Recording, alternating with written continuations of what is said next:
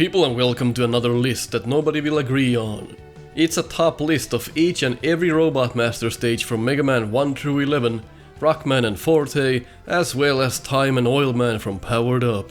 I have also made lists on the best Robot Masters and best weapons, so check them out as well. They have been very successful, and that's the sole reason I made the stage list in the first place. This list is only my opinion, and I base it on the years of experience I've gathered doing the Snupster Megaman races, my own evaluations of the series, and the no damage no miss challenge. Those things allowed me to really understand deep down how everything in Megaman works. I'm not going to go into deep analytics with this list, because I've already done my evaluation series on all of these stages, so if you want to get a deep understanding of each level, go check my Nico Evaluates series. This list is done entertainment in mind, as nobody wants to watch me crunch numbers and stand in each room for hours. I will give you an outline for each level, and if need be, go a bit into the specifics here and there. I'm sure you have your own opinions, so leave your list in the comments. We have 4 categories again as usual, and as a bonus, a category for music, which however does not affect the overall score. Let's start with design. Rather self-explanatory. Layouts, possible flaws, enemy placements, teaching elements, rewards for the player, all that.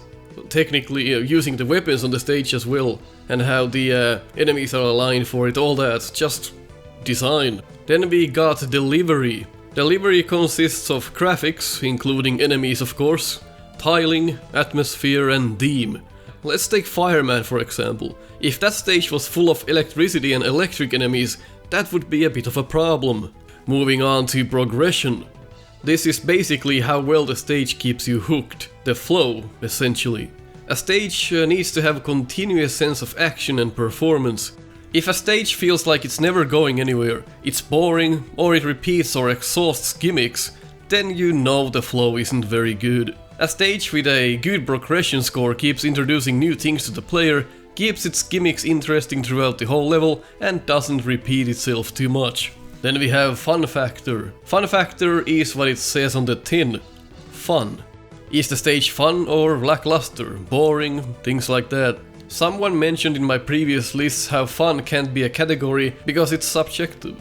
I can't imagine a list without fun factor. That would be a pretty dull list. Fun is an important part of any game, as most of the time a boring game can be worse than a straight up bad game. Fun is a category that can be subjective, but it's a category I can't drop, as I think it's vital, and further backs up my own opinion on the stages. Lastly, we have music. I will give the stage's music a green up arrow for a like, a red down arrow for a dislike, and a yellow heart for a personal favorite. The music category will not affect the stage's score in any way. This is purely to knock out a possible music list out, so I don't have to revisit it later and get a copyright strike on my channel. I will mostly ignore talking about the music in this list, but feel free to check out the Google Doc or the symbols on the screen as we go through the list. Enough talking, let's go. Burner Man. Do we congratulate Burner Man for getting 2 last places in my lists? No, we don't. He can fuck the right off. It starts innocent enough. Nice looking grass, pretty little flowers in the trees, security cameras on the... What? The level even teaches you to watch out for hidden gaps. A gimmick I'm not too keen on, but at least it tells you what's coming. Nice placement. Thanks. Vertical scrolling is almost never done right, and this is no exception. And here's where the gaps already start pissing me off. Why cover the entire floor with the hidden crap? Teaching elements go missing, and when the level does showcase how something works, it simultaneously sounds your cock with a butter knife. Megaman Megaman and Base borrows all of its enemies, or most of them from Megaman 8, and there's not too many enemy types in that game, so you can imagine what this does to both games' scores on this list. That was fun and purposeful. Nothing says Burner Man like random spears. Sadly, that's the best design element in this level. Huh. Look at that, a huge telly from Megaman 8. I wonder why... Good one. Yeah, fucks. You're too slow, you die. Too weak, you die. Or too dumb, you die. pick the wrong spot to stand on, go the wrong way, you die, you die, you die. For crying out loud, where do I fucking go? Point me the exact pixel where the fucking stand, for the love of God! The fact that this enemy exists ruins the whole stage. It was already close to garbage, but this seals the deal. It's one of the most unbelievable moments I ever had playing this pile of burning tires. There is a way to do this right, but this is not it. It encourages you to get to high ground, but then it blocks you as you try and make the jump. Not only once, but it tries to get you many times, despite the fact that you're doing exactly as asked. Oh my, what is this? Get the hell out of my way, you dragon dildo! Waste of time. The level almost feels like something from the X games. If you only had dash and wall climb, this would have been probably still in last place. And what's so fire-themed about any of this, apart from that one telly? That's right, nothing! Pirate Man. Welcome to the worst water level that classic Megaman has to offer. Enemy placement and just generally the level design is atrocious. Enemies run into you, dash into you, and with no clear path to take, you end up just being confused out of your mind in a level that seems like it escaped from Mega Man 3 on the DOS. Most times it feels like Dive Man stage, if it was cramped as hell, unimaginative, and just plain out boring. Random energies are dropped about, so you don't feel as bad for getting hit in various ways. This makes it so that you can just run through the stage, getting hit here and there. Enemies mind their own business, slowly dragging their ass past the screen. The whole stage seems like you're in limbo, swimming forever as mild nuisances occur around you. Can I just ask, what does any of this have to do with pirates? Or ships and all that? Isn't that the theme of the level? Water alone does not pirate make. What about the enemies? This would have been such a good opportunity to add some nicely crafted pirate foes. Parrots, pirate robots with swords, hooks, actual treasure chests, eye patches, come on, fucking anything. Background looks like the foreground, jumps are annoying without tools, and before you even know it, you're at the gate to the mid-boss. Never mind, that was the entire stage. Over in a minute. How did I get bored in under a minute is what I ask. How did I already get bored? Pirate Man stage is an insult to the very purpose Mega Man games were created in the first place. To cure boredom. You didn't explore everything. Good. Astro Man, Mega Man 8. Oh, how did you find me? I feel so embarrassed. How did I find you? By going through a maze for 20 minutes, pushing random buttons and going through gates that look like something you awkwardly come across in your mother's bedside drawer. Yeah, fuck. Once you memorize it... fuck. It all looks the same. It's no use. I give up. Just give me the rope. I've had to memorize this maze at least 5 times in my lifetime, for different purposes, and I still can't remember where to go. It all looks bloody identical. At least the background is kinda cool, I guess. Maybe there's something here we can dig. Well, this doesn't look too bad. Okay, it sucks too. Jesus Christ. What kind of herbs did they smoke when they made this game? This is the best design of the level, but even this is kinda bad. It's just an automatic vertical scrolling section. It plays itself. You go too fast and you have to wait, or you go too slow and make one mistake and die. The idea is nice, but the execution just isn't all there. Finally got out, and it's more of the same outside. Horrible placements, the Yoku block imitations are horribly timed, and it's just messy as all hell. And what does any of this have to do with space? Or astronomy? This can't get any worse. No. No, you did not! It's another maze! Lucky for us, it's a bit easier than the first one. Well, whoop-de-fucking-do! It still gets you one of the worst classic Mega Man stage placements prize. Congratulations! I've seen literal nightmares of me playing this stage and never finding the exit. Even if you memorize the level, well, then you've memorized it. What is there left to enjoy anyway? You know how to do it, just do it. There's nothing in this stage that would make you play it again. Literally nothing.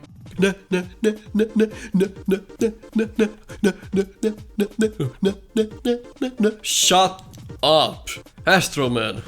Well, for the team, that fits well. The stage is emptier than space itself. Magic Man. Ooh, look at the hearts. And whatever this is. The train gimmick comes back from Clown Man stage, except this time you got some horrible enemy placement to go with it. You can't say something comes back before you introduce the other stage. This here is almost playable. Until they decide to trap every enemy of the stage in one screen. I hope you like trains and strange platforms, because that's 95% of this level. Even though the bell mechanic in Magic Man stage makes actual sense and is done better than the one in Clown Man, that does not save the stage. The whole reason this is one of the worst Mega Man stages of all time is this. These green midget toys that grab your crotch for 15 seconds. According to Wiki, they're called Romper's Chi. No, not Romper Cheese, Romper's Chi. Let's just ignore the fact that a romper is typically a young child's one-piece outer garment then. So, what's the big deal? Instead of dealing damage, the rompers steal your bolts. During my evaluation of this game, I had about 500 bolts when I came to this level, and when I was done with it, I had no bolts left. Just by grabbing you once, you lose a hefty amount of bolts. Get grabbed a few times and you got no bolts left. This means that all the work you did before entering this level is now in the train. Everything you worked for to get those bolts now means nothing. Can you fathom the idea?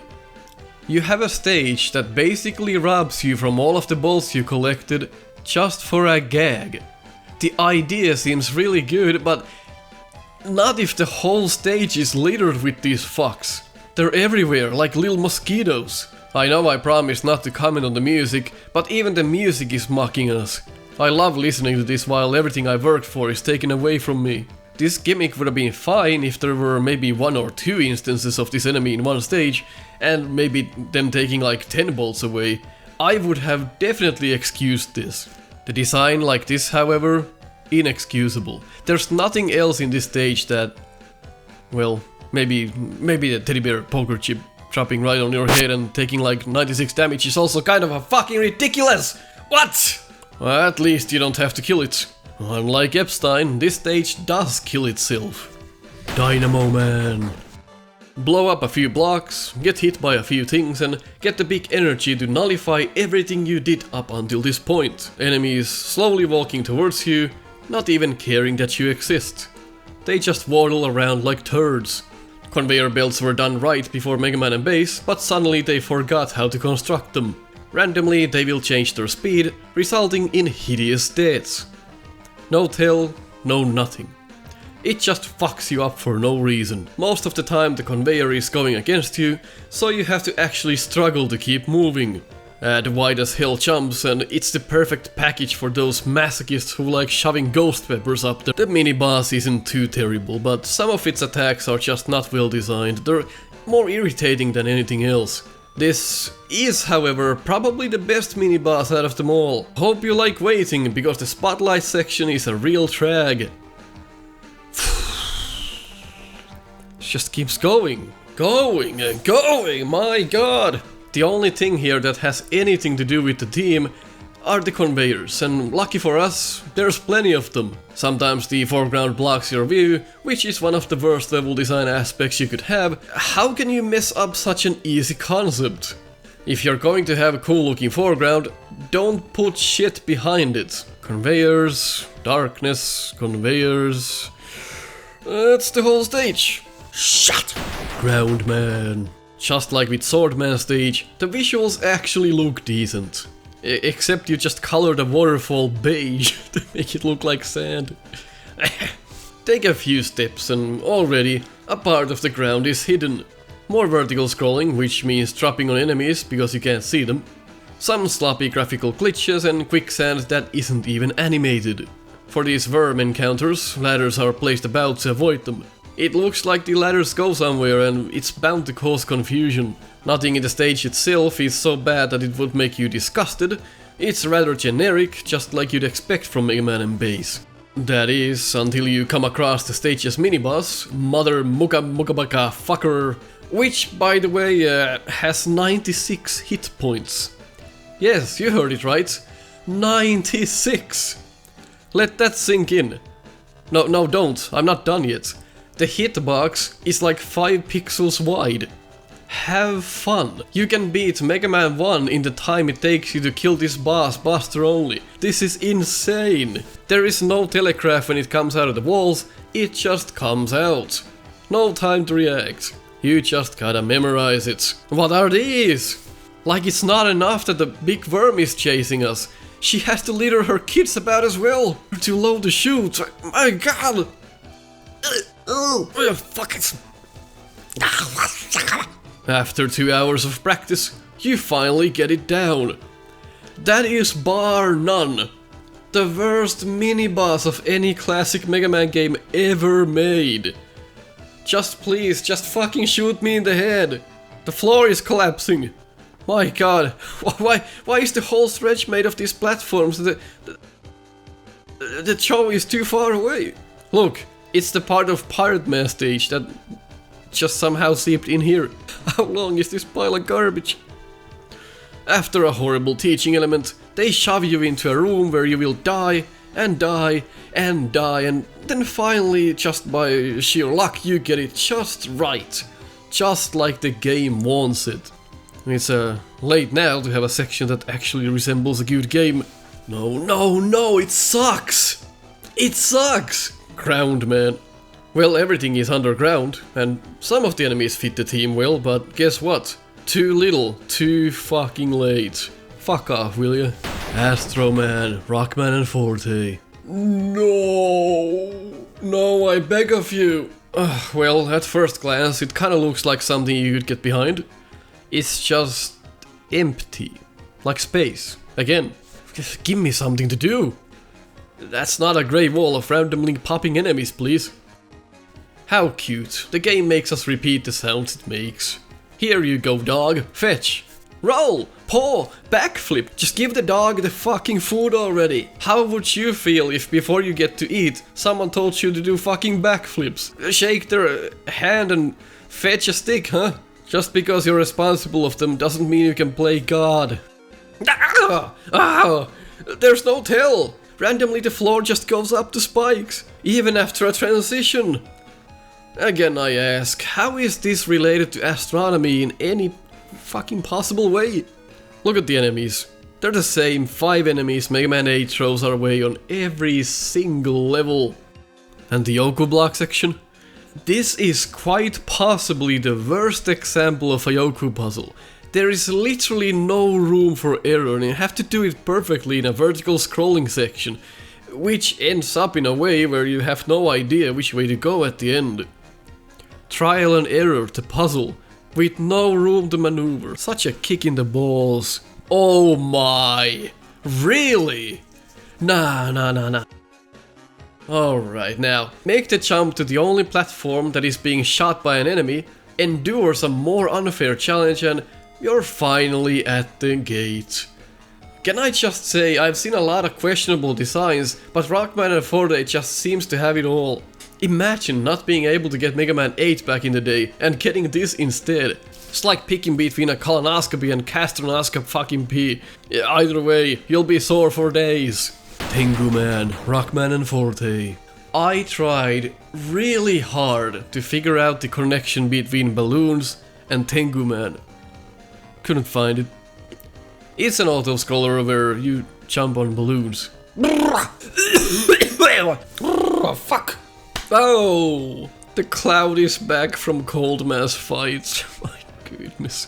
Balloons with pits, balloons with spikes, different colored balloons. Not supposed to go here, not supposed to go there. Oh, look, a CD! Now it's all worth it. Alright. At first glance, it seems like, hey, they made new enemies just for this stage. But no, these are just resprites of existing enemies found in every other stage. That's just low. Oh, oops, damn it. Oh my.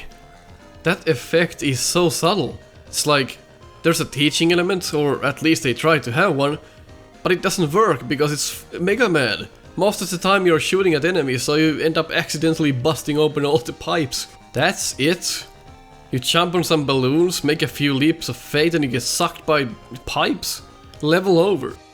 I like how they had the audacity to make new Robot Masters with these elaborate character models and designs, but then the stages are nothing like you'd expect. They're all just this generic garbage.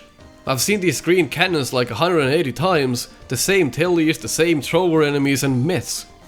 And that's like 80% of Mega Man 8's and Rockman and Forte's enemies. How can you create anything cool when you only have 7 enemies to choose from for the entire game? You can't, and this is the result. I'm struggling to even say anything about these bottom tier stages, they're all the same. Clown Man. There are two kinds of people. Those who think Mega Man 8 sucks, and those who are wrong.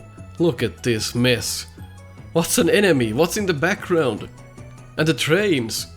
I should have mentioned it before, you can only land on the green spots. Try to land on the blue and you drop through. And despite the stage being pretty original, they still had the cojones to drop in the same enemies we've seen 1,000 times. No! Here's where you realize that there are no breaks in the rape train.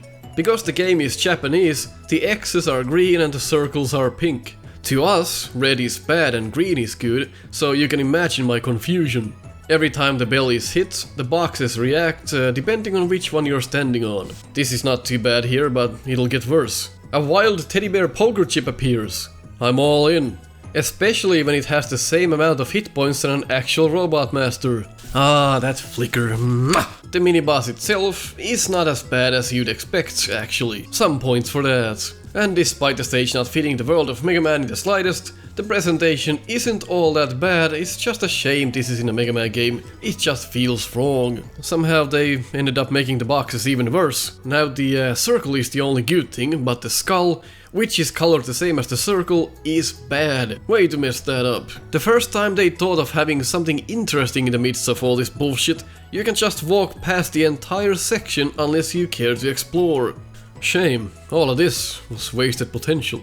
Oh, they made the boxes worse, but then they made it worse after making them worse. Now you have to guess. And yes, I said guess the right one.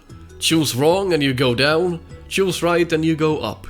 Unless you get to the secret by accident. It fits the whole idea of the stage being regarded as a joke or a trickster level, but the execution is abominable. And the stage is quite long too, that's even more reason to disregard this whole experience. I'd like to see this stage from someone's perspective who likes this game, but I can't seem to get my head that far up my own ass. Heatman. Alright, let's get to the point for this one. Plugman stage does everything better than Heatman stage. Throughout the whole level, you'll be just walking ahead with a determined look on your face, but nothing interesting ever happens. Sure, you got your prop tops, but then it's all about the tellies and awkward jumps. The whole stage seems really open and the whole platforming aspect is just really bland. It also doesn't do a very good job at making the disappearing blocks interesting, it merely puts them before poles, or it expects you to learn by dying by putting most of them over a huge gap. My mindset on Yoku blocks has always been this. Show me the full pattern on one screen so I can look at it before I try it. Or if it carries over multiple screens, don't pull any pranks. Unfortunately, Heatman stage has multiple spots during the overhang section where you will just die because you didn't know the pattern. And this overhang is clearly the main goal they wanted you to accomplish, and as such the level becomes really stale. The stage design is so simple that a few cute uses of item 2 will just skip the entire level. Open-ended levels carry a huge design risk, and unfortunately Heatman stage is straight up the result of that. It's not graphically advanced either. While the elements that are in place look decent, the variety just isn't there and most of the team just isn't present. For a fire-themed stage, it really doesn't do a good job. Heatman stage is just a waste of cartridge space on so many aspects. Tengu Man, Mega Man 8. It's windy, and it's also quite terrible. See, these leaves will obstruct your view so that everything important, like bullets, hide against the background. The platforms randomly give way, and have fun yawning at this.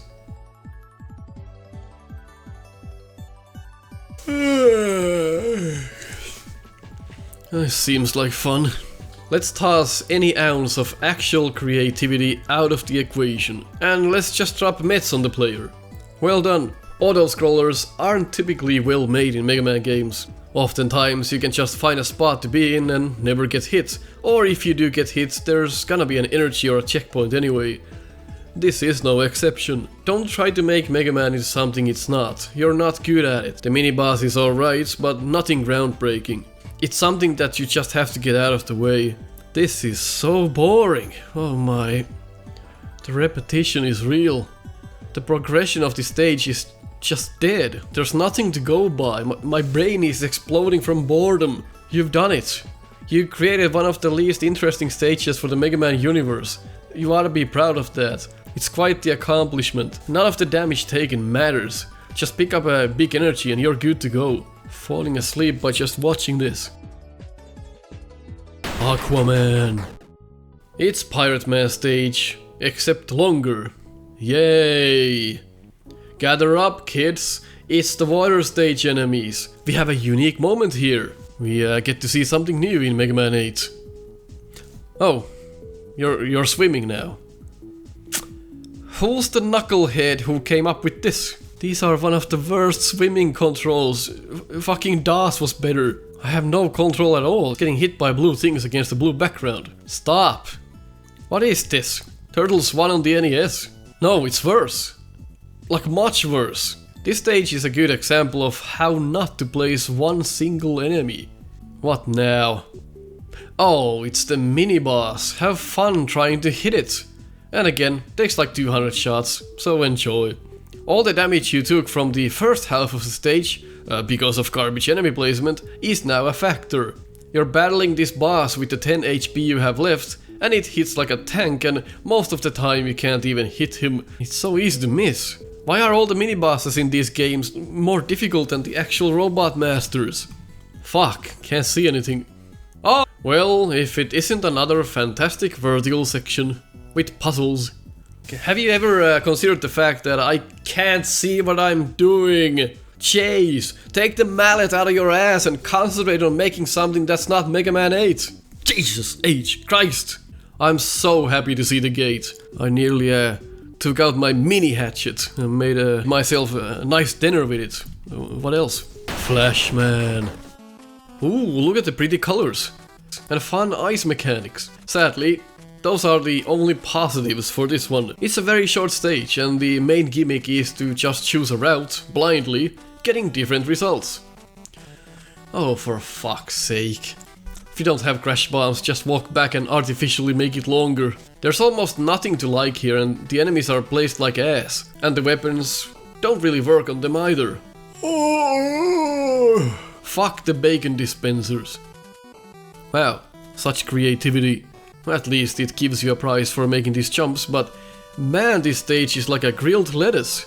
It shouldn't be done that way in the first place. Who the hell grills lettuce? Flash! Ah, failure of the universe. Cloud Man. First Mega Man 7 stage in the list.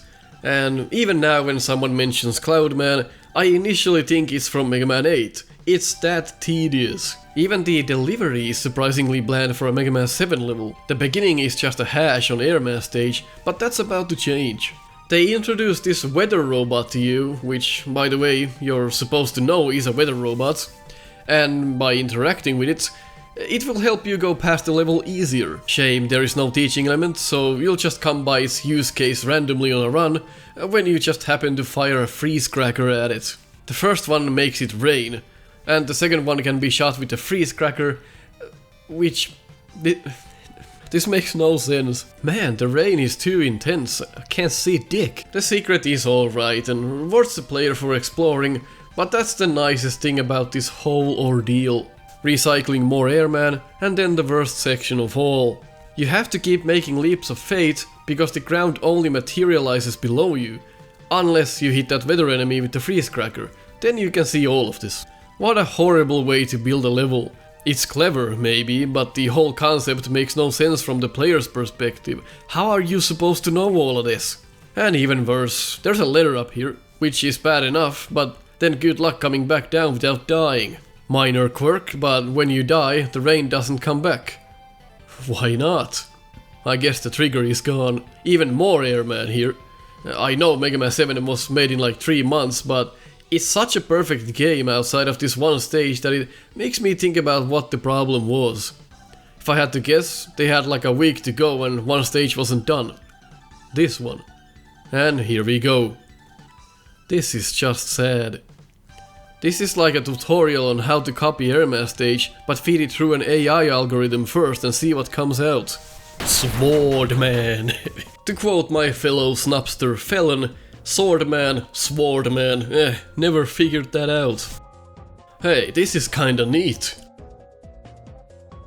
I'll forgive you, that was also neat. Swordman stage is the sole reason why Mega Man 8 does not start you with 8 levels, but only 4. Swordman stage is essentially just a big trial of weapon usage. You're forced to use weapons in these mini stages, and at the end, hit a button to open one of the 4 gates that are blocking you. You can also just accidentally skip pressing the button and leave the area, and then you have to do it all over again. That's remarkable. At least the stage looks half decent. The theme is one of the bigger reasons why this stage isn't at the absolute bottom of this list. The wall seems to carry clues as to what weapon to use in which room, but looking at walls for clues is not something you've ever had to do before, so naturally most people just ignore them accidentally. And here, you're supposed to light up the room, and even that is not enough, you're still supposed to look for clues in the walls, yet again. If you miss that information, like most of us will, then have fun guessing in this room. This level is something you might have to do in a Wily stage, but even then it goes to the extreme and doesn't actually have anything interesting in the level itself to carry it. It's just a puzzle after a puzzle, switching weapons with the slowest menu transitions on Earth, followed by a mini-boss that has 40 hit points, and most of the time it's closed off. Then this hammer motherfucker comes in and it's hard to judge when to jump when you introduce pseudo 3D elements into your 2D game. Luckily, after the mini-boss, the stage becomes somewhat bearable, but it's soon tarnished by placements or just generally bad decisions. This level has no replay value. Once you play it once, why the fuck would you play it again? Everything just repeats in the same manner, hence why it's called a puzzle. You solve it, it's over. Puzzle stages are the trickiest ones to pull off, and Swordman stage is the perfect example of that. Guts, man. Okay, I get it, first Mega Man game, give it some slack, but ain't so slack here. Sure, they had to duplicate screens on Elecman and for the most part make pretty bland looking stages because, frankly, they were new at this kind of thing. But we have a list to make and access to grind. I mean, even if it is the first game, you're still designing a video game. You don't just forget to add teaching elements, right? How am I supposed to learn how this works? By dying, that's how. That's mistake number 1. And how would you like to sink like 20 shots into a single enemy? The way the enemy works is actually quite clever, but man do they take shots. Damn Picketman. Fuck. This is what I'm talking about. Oh, it's over. Hello. One of the worst enemy designs ever in classic Mega Man. Big Eye. Looking at the code, it's just full RNG whether this guy high jumps or low jumps, so unless you've got something like the Ice Slasher, welcome to die. Something tells me we're going to see this fellow again. And by the way, that was the whole stage. Same length as Flashman pretty much. It seems like the level had a lot of potential, but I wish we had this stage in Mega Man 4 instead. It probably would have been amazing. But again, I do like the aesthetics for the most part, it's a pretty unique theme. Such a shame. The hell is this? It's like unimportant filler. There's no sense in even discussing these hallway sections. Filler is filler. Airman. The first thing that comes to mind when you think of air is glass panels that are being held together by Indian goblins, as well as other face fellows. The platforming is pretty tight and fun, and keeping these midget heads away from you is also part of the decent experience. Then you got a section that tries to improve on Iceman's footholders, and does so with flying colors. It's quite a good start. Then, nothing. Long stretches of emptiness, horrible spots to spawn pippies at, and these fan fiends that either scroll themselves off, or are in a bad spot to hit.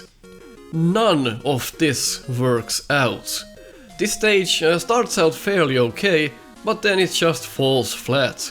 It's not interesting, and the gimmicks and mechanics aren't put to use at all. What is this randomness? And well, that's pretty much it. No, I'm serious. I have half a page left to fill with my script for Airman stage, but this is really it. So, what's up?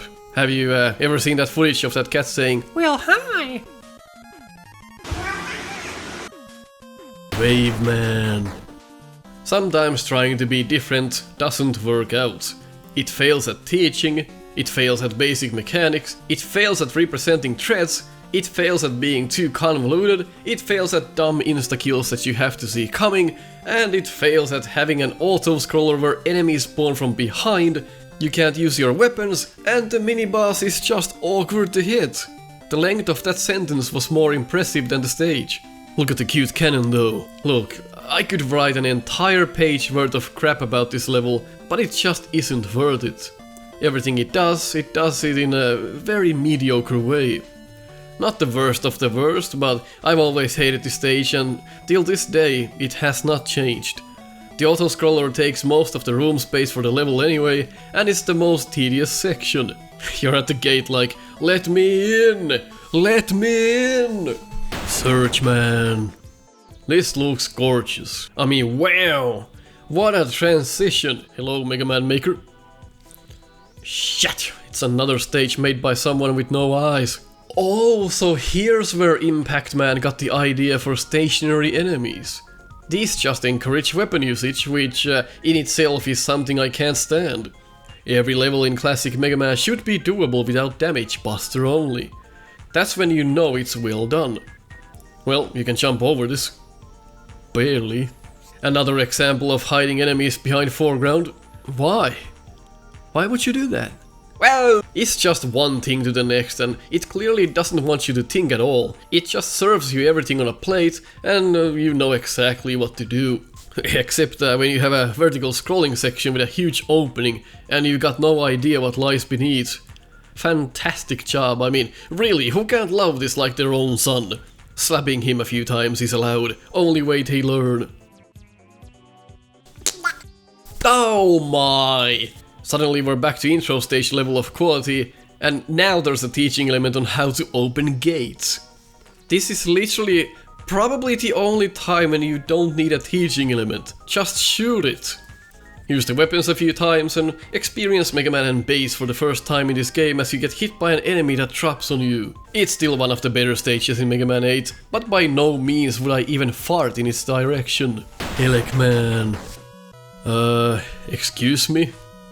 This looks like something you'd see in the last room of the stage, not the first. What is this? Seriously? I remember when I was like 5, me and my friend tried to get past this screen for the entire evening, for several hours. You could say, well, use the magnet beam. But no, it's in this stage, so that's not really a good tip either.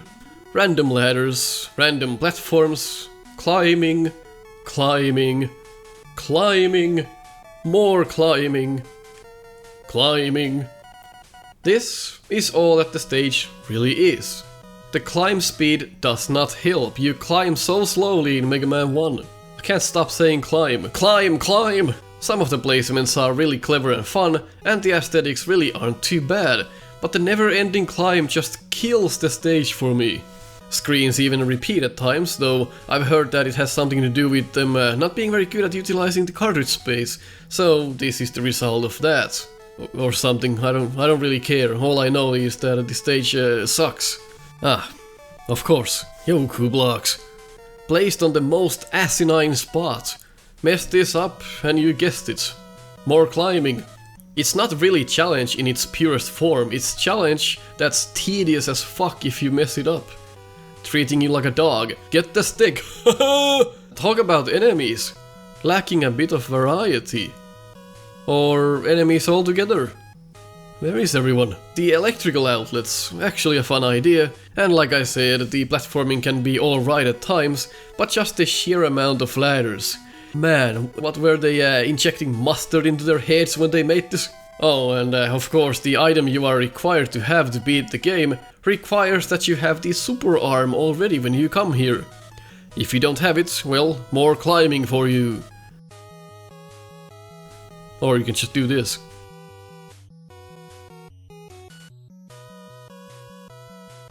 After all that tedious climbing, your last obstacle is the one to finally finish you off.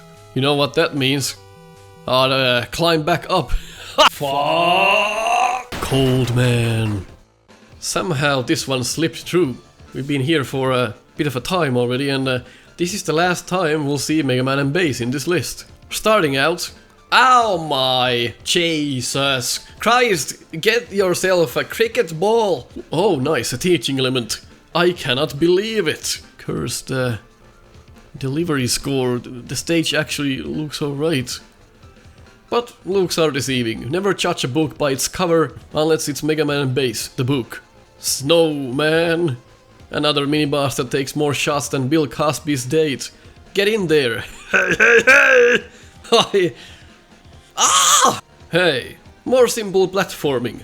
I love it. Steady. Steady.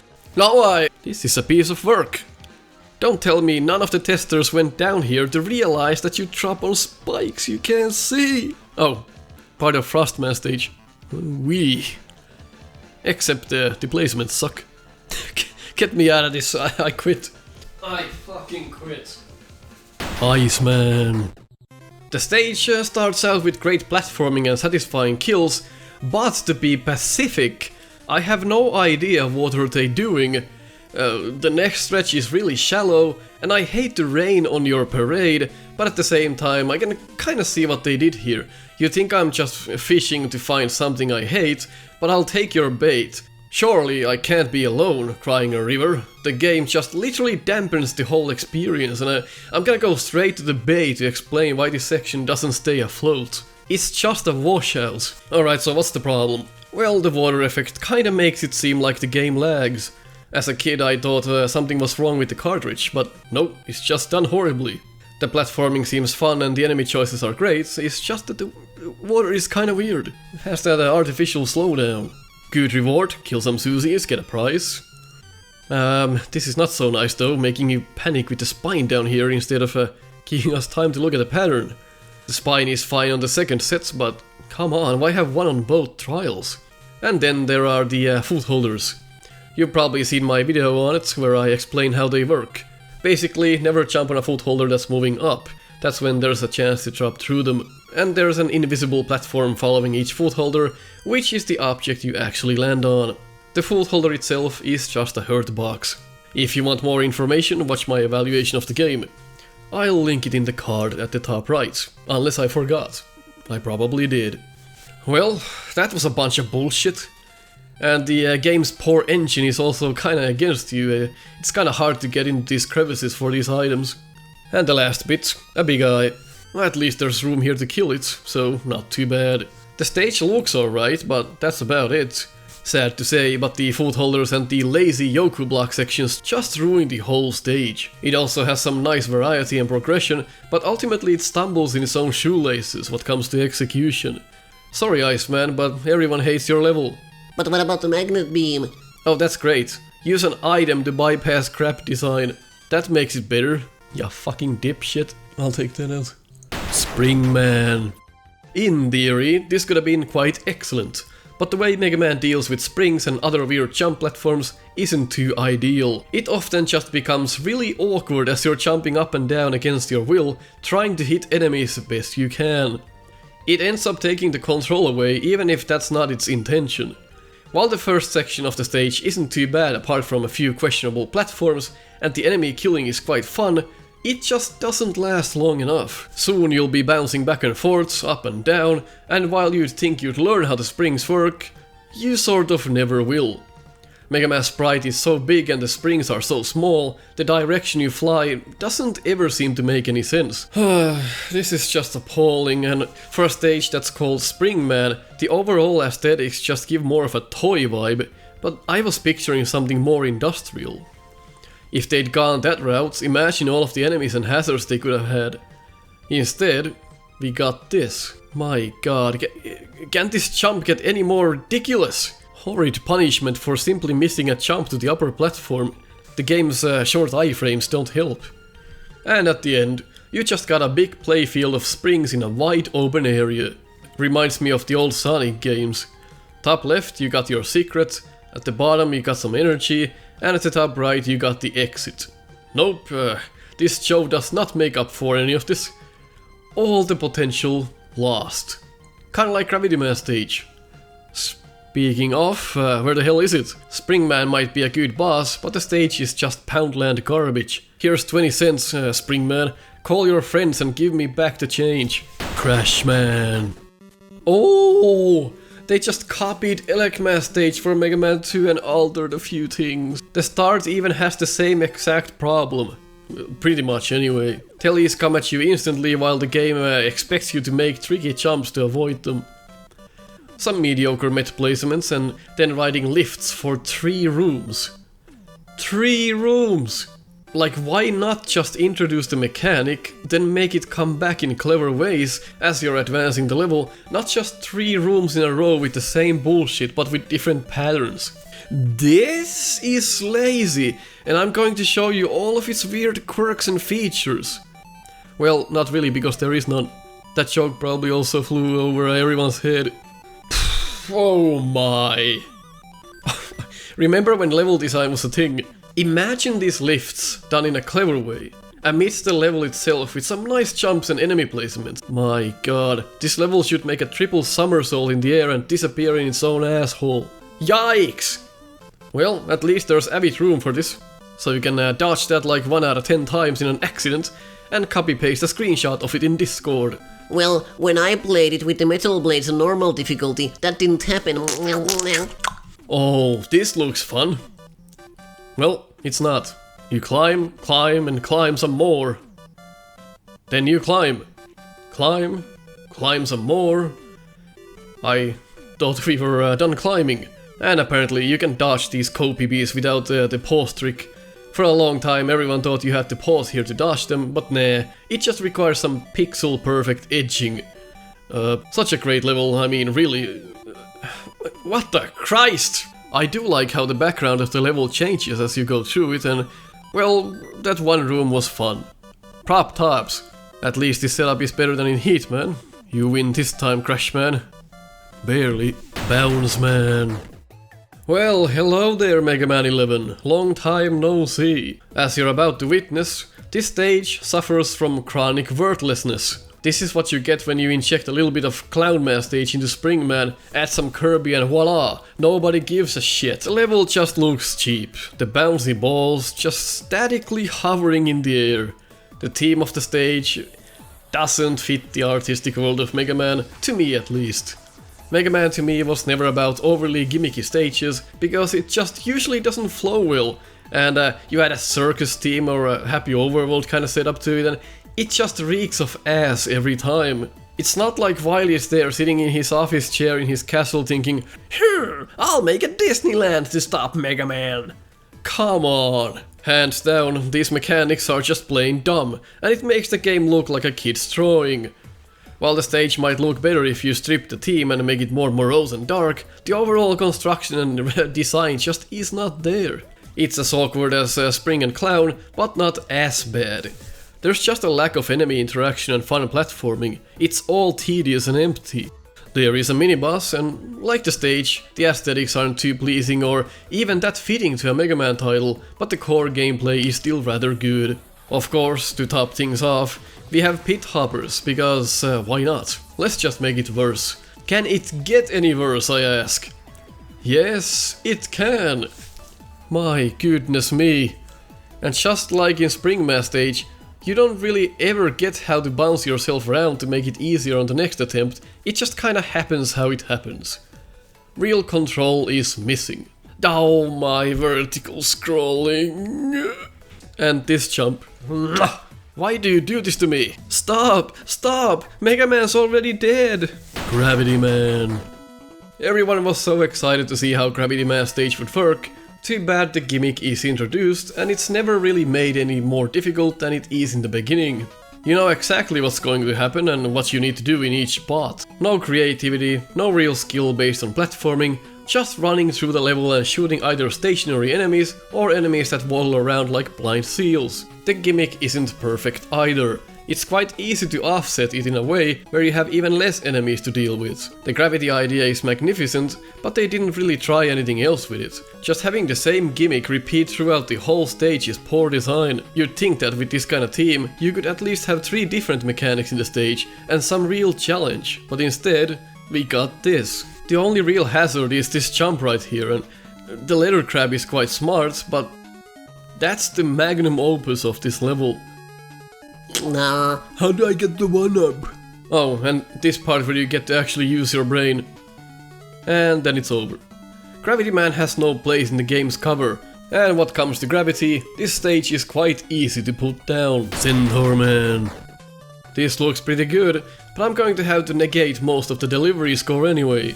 Pelicans seem like a nice flying type enemy, and they drop fish down. Pretty cute. My only weakness, flopping fish. When they hit the water, they die.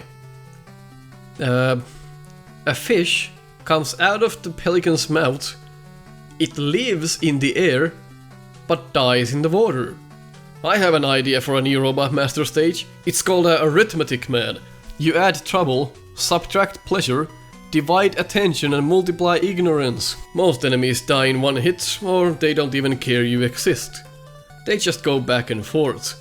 So my guess is that they wanted to go with the Grease team, because centaurs. Water, fish. This is what comes out of Megaman Maker when you give the AI the permission to randomly make something shit. Well, still better than most of the levels there anyway. Hey, we need to find out how to make this more difficult. All the enemies are brain dead. What should we do? Well, what did Unlimited do? Holy shit, that spikes Batman. It's still easy though, just saying. Absolutely nothing is going on. Can you save me from this boredom? I feel like I need to punch myself in the face like Caleb to wake myself up. Ah, cool. Water that's suspended in the air going up and down. The only gimmick in this level is just about timing your jumps. Out of my way, assholes. The hell are you doing here? These belong in a Flame Man stage. Get out of here. I like how the challenge is just killing stationary enemies. Nah, it's a teaching element. How long does this go on? Jeez. And by the way, the teaching element for those motherfuckers was redundant. They never come back. Instead, we've got badly placed submarines. And waiting. Oh, thank god. The change of pace here and there tries to save this stage, but it just can't carry it. It's just too boring. Impact Man. Impact Man stage aims to fix the things Guts Man stage did wrong. Aims to fix them. But apart from alright visuals, actually almost good looking visuals, the gameplay is just tedious for the most part. This stage reminds me of Mighty Number 9 in so many ways. First of all, they introduce the dumbest enemy type I've seen in Mega Man in years. A fence. Yes, a fence. They are here and there, and you go up to them and you shoot them. And then they are gone. I'm sorry, what? What's the purpose of these? I mean, maybe if you put them in like very good tactical locations, then maybe they could be of use. But they are never placed like that. They just sit there and you shoot them. You're treating the player like yesterday's leftover dinner. At least they fixed the Pigmentman. Oh, it's Crash Man stage, except with vertical scrolling. Downwards. Can't see shit. When I said use the lifts in a clever way, this was not what I had in mind. Ah, that's how you create difficulty with the fences. Just put them in places where you accidentally drop on them. Gotcha. And then there's even a pit down here, like a cherry on top. Why not just a full floor of fences, you dicks? God, I hate vertical scrolling so much. Did I ever tell you that? Look at this. And they are treating the fences like it's a real mechanic. This is so embarrassing. Some points for doing the most correctly though. And the delivery is just gorgeous in places. Up, down, hallways, no. The mini-boss is well animated, fun to look at and plays well too. Good job on that. The rest? just riding lifts, falling asleep. Few good rooms in the entire stage. Ouch. It does try and combine gimmicks and enemies together, but it just never has a climax moment. It just ends up being a try experience with some entry-level, almost amateur tier stage design. It's merely an attempt to fix Crash and Guts, and it falls pretty short in that regard. Shame. I kinda wanted to like this. Oil Man. Oil Man's stage is similar to Flame Man's, but because we are playing powered up, you can ignore most, if not all, the obstacles in the stage. With the enemies in the stage doing little to no damage, the difficulty the stage tries to provide is quickly negated by the game's super generous health pickups. Oil Man's stage gimmick, the slippery oil, comes up as more annoying than anything else. There's a real lack of polish here. The stage could have really used some more enemy types. Being easy, while not a bad thing, should never be combined with being boring. The stage goes on forever with ideas repeated over and over until you get to the end. Playing through the stage has you hoping for something exciting to happen, which I can tell you never does. Overall, the stage feels very lackluster.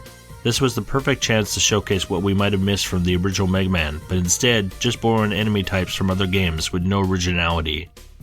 I guess we're simply just not worthy. Shame. Quickman. I don't know if it's a pun or not, but as the name implies, the stage is over pretty quickly. No, really, it's a really short level. Mega Man 2 is great at showcasing a gimmick to you and then exhausting the gimmick in a mere 4 screens and never using it again.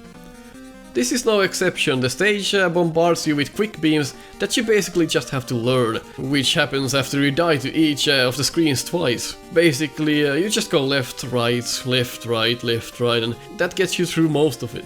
There were so many other ways to do this. How about not have the gimmick repeat for so long, and how about using it in good ways, along with enemies and better platforming? The stage being like this, it's very underwhelming and amateur. And of course, they seem to never place these popcorn machines well. Even with the bubble lead, they are still a pain. And it looks like these enemies should have been in Heatman stage, not in this one.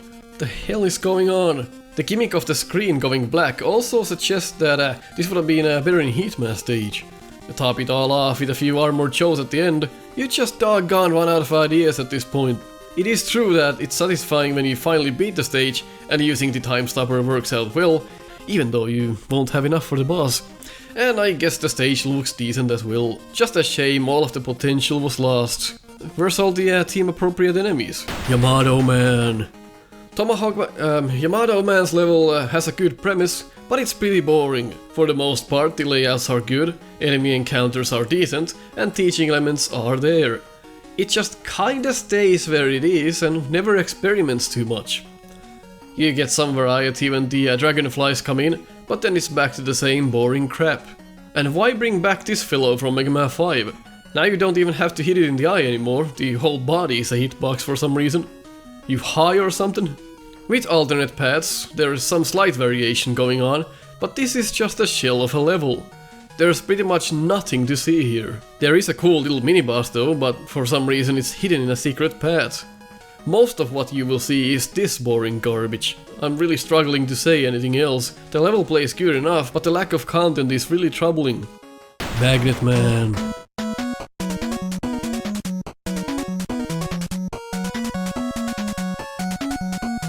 I tell you that I think this is bad. Your answer, yeah, I guess you're correct on that. If this stage was any good, how come I could never find proof? Flying magnet man, super mechanic, plus goes back and forth, time to panic. The blocks kinda suck, like this fan in here. Bullets fly awkwardly, wasted space. I don't think you know it sucks. I don't think you know it sucks. I don't think you know it sucks. This big foe that is too hard to kill. Homing shot, yeah, straight to the landfill. Flying magnets don't come back. How could I brace the air attack? Protos an easy kill, this room is just a feel. All the space in here, no surprise element. The tiles really suck, overall it's quite dark. Where's the flying fucks out of my ballpark? I don't think you know it sucks. I don't think you know it sucks. I don't think you know it sucks. It does! Bubble Man. Ah, my eyes. The goggles do nothing. Wow, what an effect. Thanks. The frog section at the beginning is pretty fun, but it's followed by the dropping tiles, which by the way don't drop if you jump fast enough. But it's kind of a meaningless section. What was the point of that? Why is this called Bubble Man stage? Why not Seaman? Oh, I see. Down here, there's a vertical section where you trap on waddling enemies, then you fight an asshole lanternfish, which though I have to say, is quite fun and fresh. Shame the other one is placed like shit. Look at this. Anti-Metroid things really don't do anything. This level just adds spikes everywhere as the core challenge, instead of making creative platforming and fun enemy types. That's all that this is. Of course, there's the last crab that gets you if you don't stop. None of the others hit you if you keep running. What a troll. Oh, it's already over. That was literally like 90% spikes and 10% hey, something else is going on. Somehow this level still manages to have more soul than Centaur Man stage, at least the scenery changes every now and then. And the lanternfish, while the other one isn't placed that well, they are incredible. If I had to replay a stage for the rest of my life, and Oil Man was the other choice, I'd definitely pick this. Stone Man. Even though this is the first time we get to see the baby Mets, it's not quite enough for me to praise this stage. While the secrets are well hidden, maybe even too well, the level length is on the longer side. It would be fine if it had any real progression, but everything just kinda stays the same throughout the whole level. Mets, cannons, rats and flying enemies, that's pretty much the whole ordeal. The platforming is on the better side what comes to Mega Man 5, and it's quite fun to traverse the stage, but ultimately it just fails as being memorable. Tiling and graphics are okay, but they can't carry the stage. Some amateur mistakes slipped in too, and the way you have to respawn platforms for getting items just screams unfinished. While it is one of the longest stages in this list, I struggle to find things to say about it. That speaks volumes. So much more potential was in the actual idea. Stone. Where's all the gimmicks? The surprises? It starts stale and it ends stale. It doesn't offend me, but I can't really say it left an impression either. Windman. While Mega Man 6 teaches the player well what comes to new enemies and getting around them, there is still something that I don't like about Windman stage. It's one of the better looking air team stages, and the enemies are pretty proper for the idea, but something about it just doesn't quite click. It's awkward to use the propellers to maneuver yourself, and most of the time the enemies are just put near them to annoy you, not to make an actually well balanced challenge. Then we got screens with no enemies in them, but overflowing a mechanic on the player instead.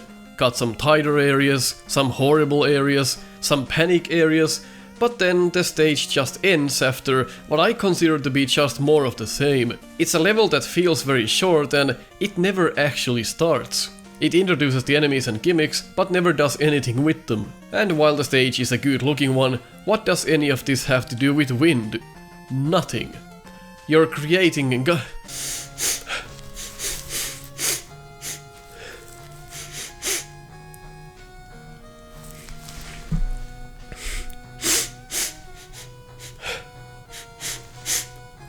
What the fuck? That is the longest amount of time that I've ever tried to sneeze, and it didn't come out. Literally the longest amount of time ever. Holy fuck. Oh my. And while the stage is a good looking one, what does any of this have to do with wind? Nothing. You're creating gusts of air. There is no actual wind in the stage. This stage is still better than anything else so far, because at least it tries to be different. Too bad they were in a hurry with Mega Man 6 and the SNES was already out. No real passion went into some of the levels, and this is one of them. Cutman. I always considered Cutman stage the first stage ever made. Nobody really knows what stage was the first to be completed, but you start up the game and the cursor is hovering on Cutman, so to me, it always was the first one ever made. Looks like we did alright. It's not at the very bottom, nor is it even halfway up, but that's because it's not really that exciting. The stage makes a good use of the gust blocks laying around. The bladers are one of the best enemies in Mega Man 1, but the real flow killer is the Suzy. And they are everywhere in this level. Luckily, once you become fast enough, a lot of them can be skipped. they just take way too much damage. The big wow is missing and there's no mini-bosses, there's no surprises, nothing to keep you on your toes. You're presented with a challenge and you tackle it. Nothing to it, really. The actual platforming is what knocks up the score here. It's rather good. The stage doesn't have too many insta-kill spots such as pits or spikes, which makes it easier, but with that it kinda loses some of the Megaman-like gameplay. The beaks are placed exceptionally well though, nearly every time it's a good challenge and seems to encourage finding out all the different ways to tackle the screens. The cutter machines however are worthless and pretty much everyone is just going to run past them. It's the first inclination you have and thus the whole enemy becomes worthless in a second. They are in bad spots and they are badly made. The progression is the big downfall here, there really isn't any. It's just bladers, Susies, beaks and it repeats. Then suddenly one of those flying MegaPhilX at the end. And of course this asshole. Out of my way you telephone! Underwhelming is the word I'm looking for. That's Cutman stage. Fun trivia, as a kid I always thought the music in this level resembled Zelda's music a lot. I still think it does. Time Man. Is it subpar o'clock?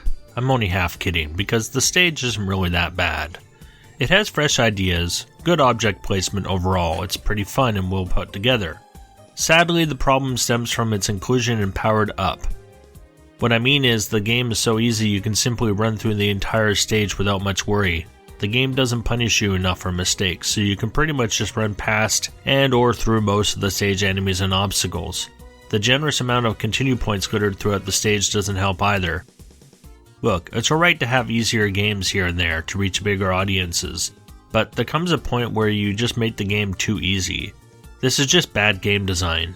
I want to give Capcom the benefit of the doubt that this wasn't done on purpose, but the point is, they messed up. The level isn't really that bad. I would love to rank it near the top 30. It could have used more thematic elements. While it does keep slowly introducing different scenarios to the player, it never really throws any curveballs as a result.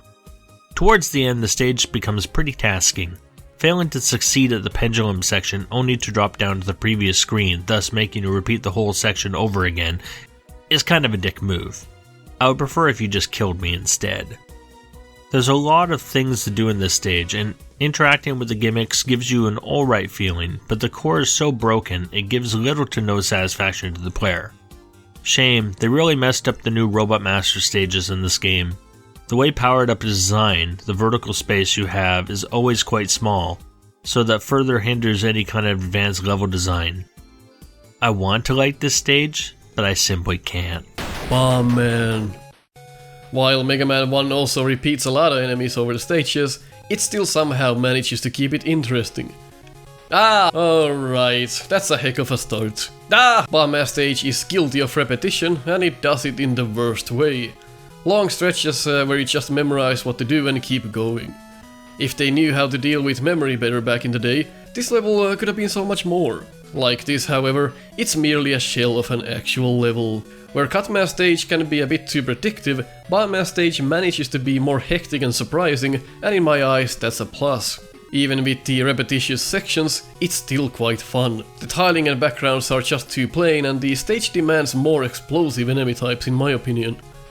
Seems like a lot of the time the developers just weren't thinking straight, or they were faced with memory limitations, because it seems like very rarely do the official games keep up with the team in any given stage. Bomb Man stage, let's have flying bullets, turrets, fleas, and then just have that one bomb-like gimmick. Shame you can't shoot these, and they were never used in any clever spots. Mega Man 1 is absolutely, and Mega Man 2 to an extent, guilty of the fact that they overuse a gimmick immediately, instead of first showing you the gimmick and then later on using that gimmick again in a harder situation. In these two games, it just introduces a stretch to you with its one gimmick and then it's all over once you move to the next bit. It's not entirely wrong, but it does make the stages more stale and uninspired. The platforming is fun in Mega Man 1 and this stage does it very well indeed. The show is a fun 1 versus 1 moment and some of the situations do keep you on your toes. The potential though, once again was lost. While it manages to be somewhat fun, it just isn't enough. Bomb Man stage is just that, a bomb. For the most part. Napalm Man. Huge explosions, gasoline, acids, flames, fire, flamethrowers, bombs, tanks, oh my! Or just cats that are weak to napalm bomb. Nice one, lads. These are horrible, truly awful enemies, can't see them coming. And nothing screams napalm like spikes that slowly roll towards you. Really? The most fun you can have in this level is this section that requires some good timing and platforming skills. Then we got these assholes, now you're just reusing assets. Panic room, followed by some generic jump and shoot action, as someone would call this. Hey, that was awesome though. I'm sorry, what? That's the whole stage? This is the most sorry excuse of a stage I've seen in a long time. The stage has nothing to do with napalm, the challenges are idiotic, the cats are badly designed, it just sucks liquid filled through a straw. Holy hell, this is bad. Oh shit, I just found the tanks. In the fucking background. How the hell is this above Bomb Man? Oh yeah, because it looks nicer. Shit. Top Man. Top Man stage is kinda screwed up. Get it, y'all? I want to kill myself. The screws are strange. It's an alright design for the most parts, but what is its purpose? I've got no idea what it has to do with anything here. In Top Man's board, it's all about moving fast. Enemies seem to, in most cases, jump on you, or just bum rush you. It's the sense of urgency that brings the stage alive. While most enemies die in one hit, it's the perfect example for it to play like this. The cats, however, are awkward to kill. They're a bit too high up. And what in the Christ is this? The fleas are cute though. Apart from the mediocre mini-bosses, the stage is, well, it's yeah, that's the problem. It isn't much of anything.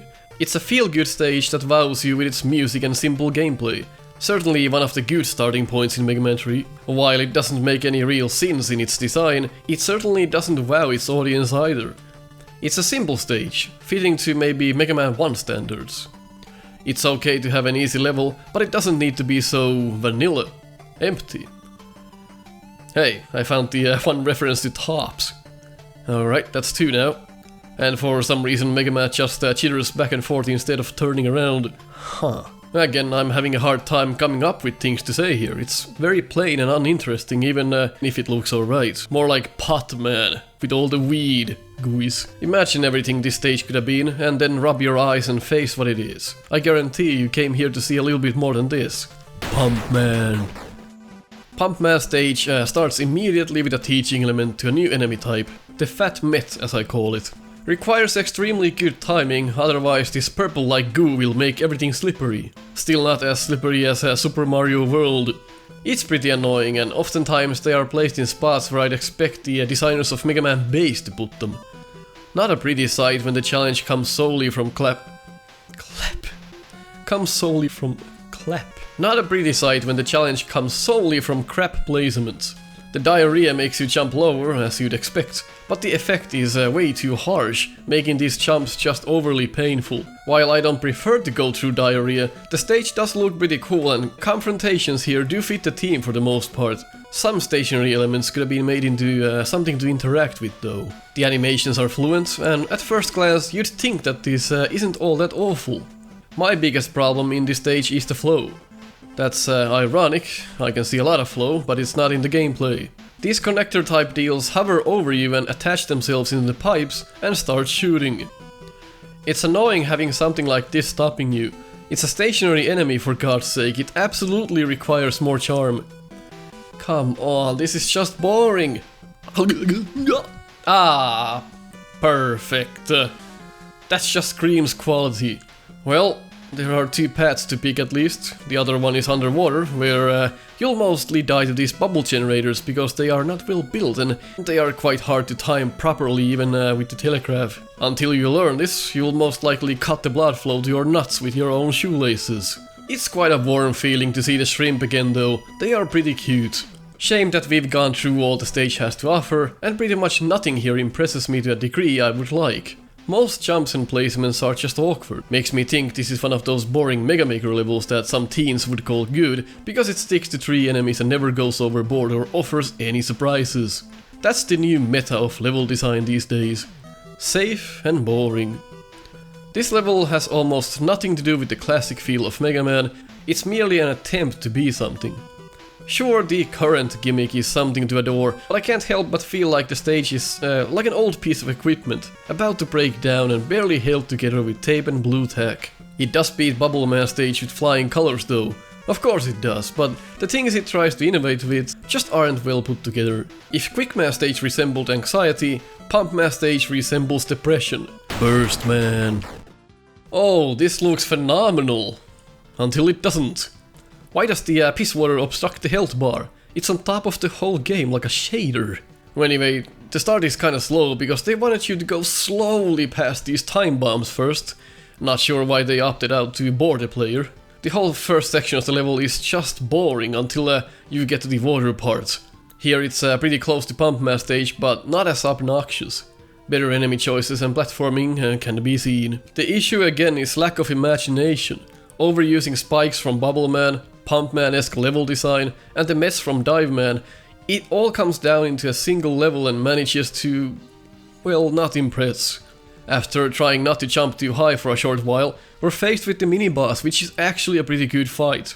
Shame that usually it ends up being a mash fest as you want to get rid of it in a timely manner. That's your fault though, for not appreciating its beautiful choreograph. Or maybe it should take more damage. In any case, floating up is never fun, especially with spikes. This looks worse than the champion Skull Man. Good guy developer has water to aid us at least. The flow is disrupted at times by needless waiting and things being off sync, so to say. There are methods to make this less tedious. We're starting to cross the line of levels that are mostly garbage, but they have fun aspects to them, just like Burst Man here. It's an alright level, but it has its downfalls that overshadow the few positive things. And after the mini-boss, there's not a whole lot left to say. It just repeats itself instead of innovating. The hell is this? I get it. I don't get it. Starman. I was impressed as a kid when I saw the beginning to Starman stage. Technically it's quite a lazy gimmick, but it looks decent enough. Just kinda hard to figure out how to dodge the meteors. The rest of the stage is really cramped as you go inside. You're essentially dealing with the same amount of space than in Bubble Man stage, except this time you got better level design. Yes, enemies going up and down is better. To some extent at least, and I like how the cannons are placed as well. It's just that sometimes it's a bit too much. Like, give me some variations, give me anything. Alright, this is not exactly what I had in mind. Well, at least we have a surprise element of some kind. I'm struggling to really explain how I feel about this stage. It's trying its hardest to impress you, but kinda ends up falling apart. Maybe it's the brainless enemies, maybe it's the cramped designs, I don't know. Stretches of uninspired trebuchet enemies. Hey, this is pretty cool. Looks like something from Star Wars. And I like how you have to hit it as well. Of course, with the low gravity, these can be easily skipped. This is one of those you see it, you shoot it levels, meaning that there really isn't anything to push you out of your comfort zone, you just see things and you get rid of them and move on. Most of it on your own pace. Few exceptions, but really, that's about it. I wouldn't say that this is horrible, but it fails to keep me interested. Imagine a space level with black holes, meteors that break into pieces, robotic ships, all that space crap. So, where my imagination goes, this level doesn't, and that's the biggest failure in my eyes. Needle Man. Finally, appropriate enemies for the team. Hedgehogs, spike presses... Alright, well, that was short-lived. Have you ever considered the fact that for a stage called Needle Man, they have no death spikes? None.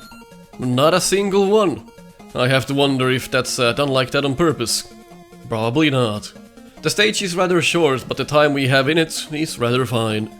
Dodging things feels good, the dragonflies are well positioned, the gimmicks, while not used properly, are like a breath of fresh air. The biggest problem is the length, it's a very short level considering this is Mega Man 3. Shame the dark stages are what they are, maybe it's gonna be better if some of the ideas carried over to the original stage. Not much to say, but there are no cardinal sins, so it doesn't end up too low on the list. It's like being served a nice steak dinner, you take a few bites and the server comes and takes the plate away. I want more, ya 4 eyes. Frostman. As with a lot of Mega Man 8 stages, it would seem that enemies just live their own lives and don't really care that you are there. They just do their thing and move on. Another lift. This is really pushing the boundaries of game design. Bats! In Frostman stage. Is there any stage where you can't put the bats in? Strike Man, have bats. Splash Woman, have bats. Time Man, have bats. Put the bats fucking everywhere. Fucking bats. Weapon select, it's all bats. Batmen. 8 Batmen. Fuck the Dark Robots, they are now Bat Robots. And then, the infamous slit section. You're supposed to initiate the action on the second instance of the pop-up, so something like this. Jump, jump! Unless you're on the left side of the screen, then it's jump, jump, jump. Unless you're on the right side, then it's just jump. Alright, so basically there's no golden rule here, it's just where you happen to be on the screen when you, the thing pops up. Slide, slide. This wouldn't be too bad, but it again raises the question, why is this in a Mega Man game? The enemies they chose, the flow, the random walls you shoot down, the snow that covers everything up, even if there's nothing there, is just so pointless. Just give me a normal ice level, not this bullcrap. It's always bad when you need on-screen instructions just to play the section. Jump, jump. How about you make the section good enough where you don't need this shit? Well, this is more like it. Look at the detail in the background as well. This is probably as good as Mega Man 8 is going to get though. And it's far from perfect. More vertical scrolling, luckily it is not too bad here. And whatever the point is with this section, I do not get it. Fuck! Again! Talk about filler. Filler! Filler night. Ah, shit! Well, let's do all of that once more, but now faster. Man, they screwed this level up so bad. This is Mega Man, not fucking Battletoads. Handicapped Battletoads. Even for a Battletoads level, this is more like the Poundland version. Frost. More like exhaust. Am I right, guys? Jesus, what the fuck was that? Ringman. Oh my. What a start. This looks really familiar.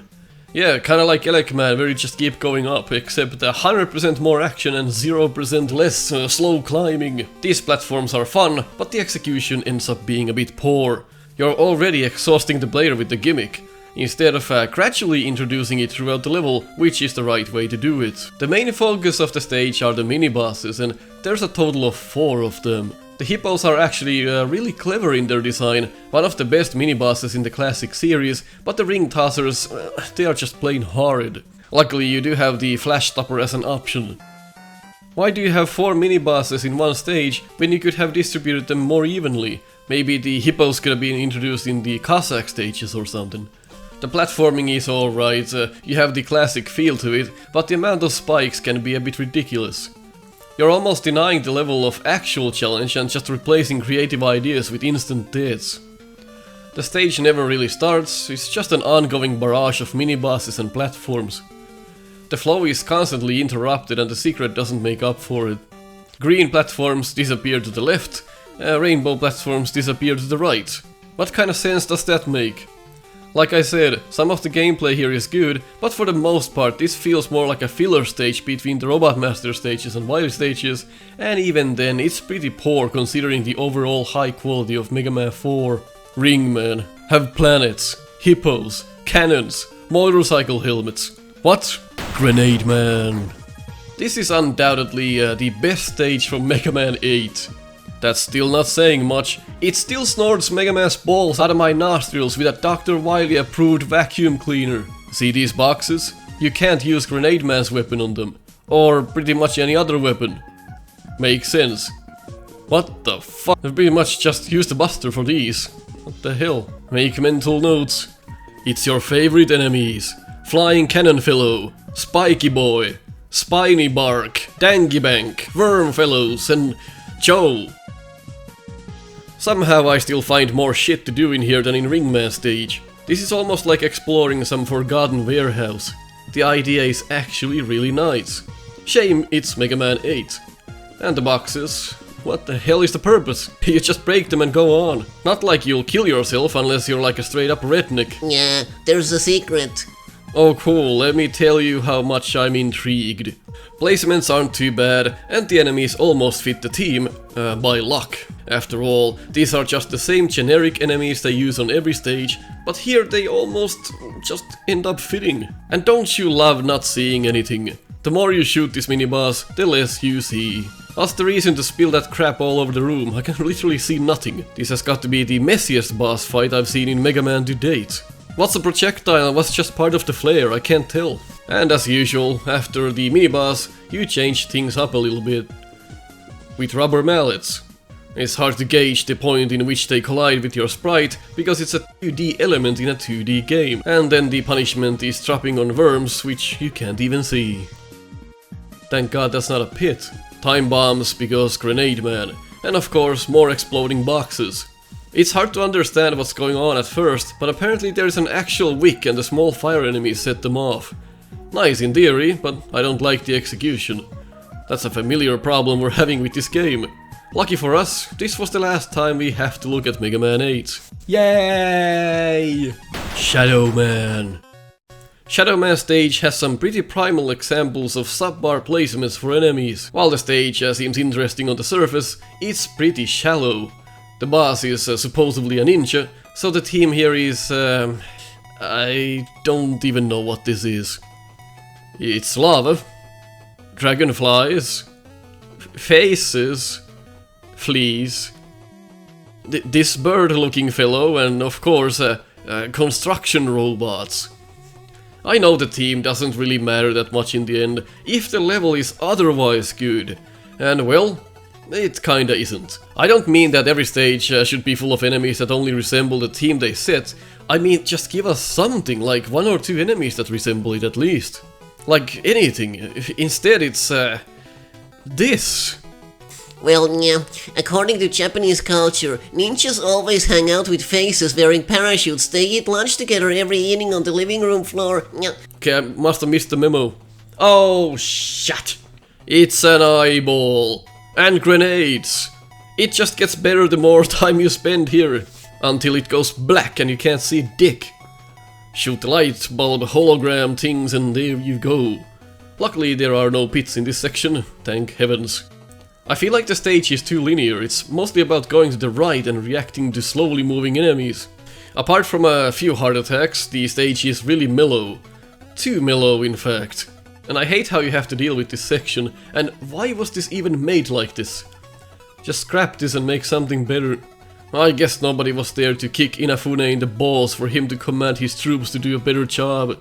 I swear if someone kicked him in the balls during the development of Mighty No. 9, his voice would be so high in hertz that he'd be inaudible. Shadow Man stage is where all the excess enemies get chopped off. And it plays like crap as well for the most part, but hey, there's still something I like here. Maybe it's the little stuff. Like this section. Hard Man.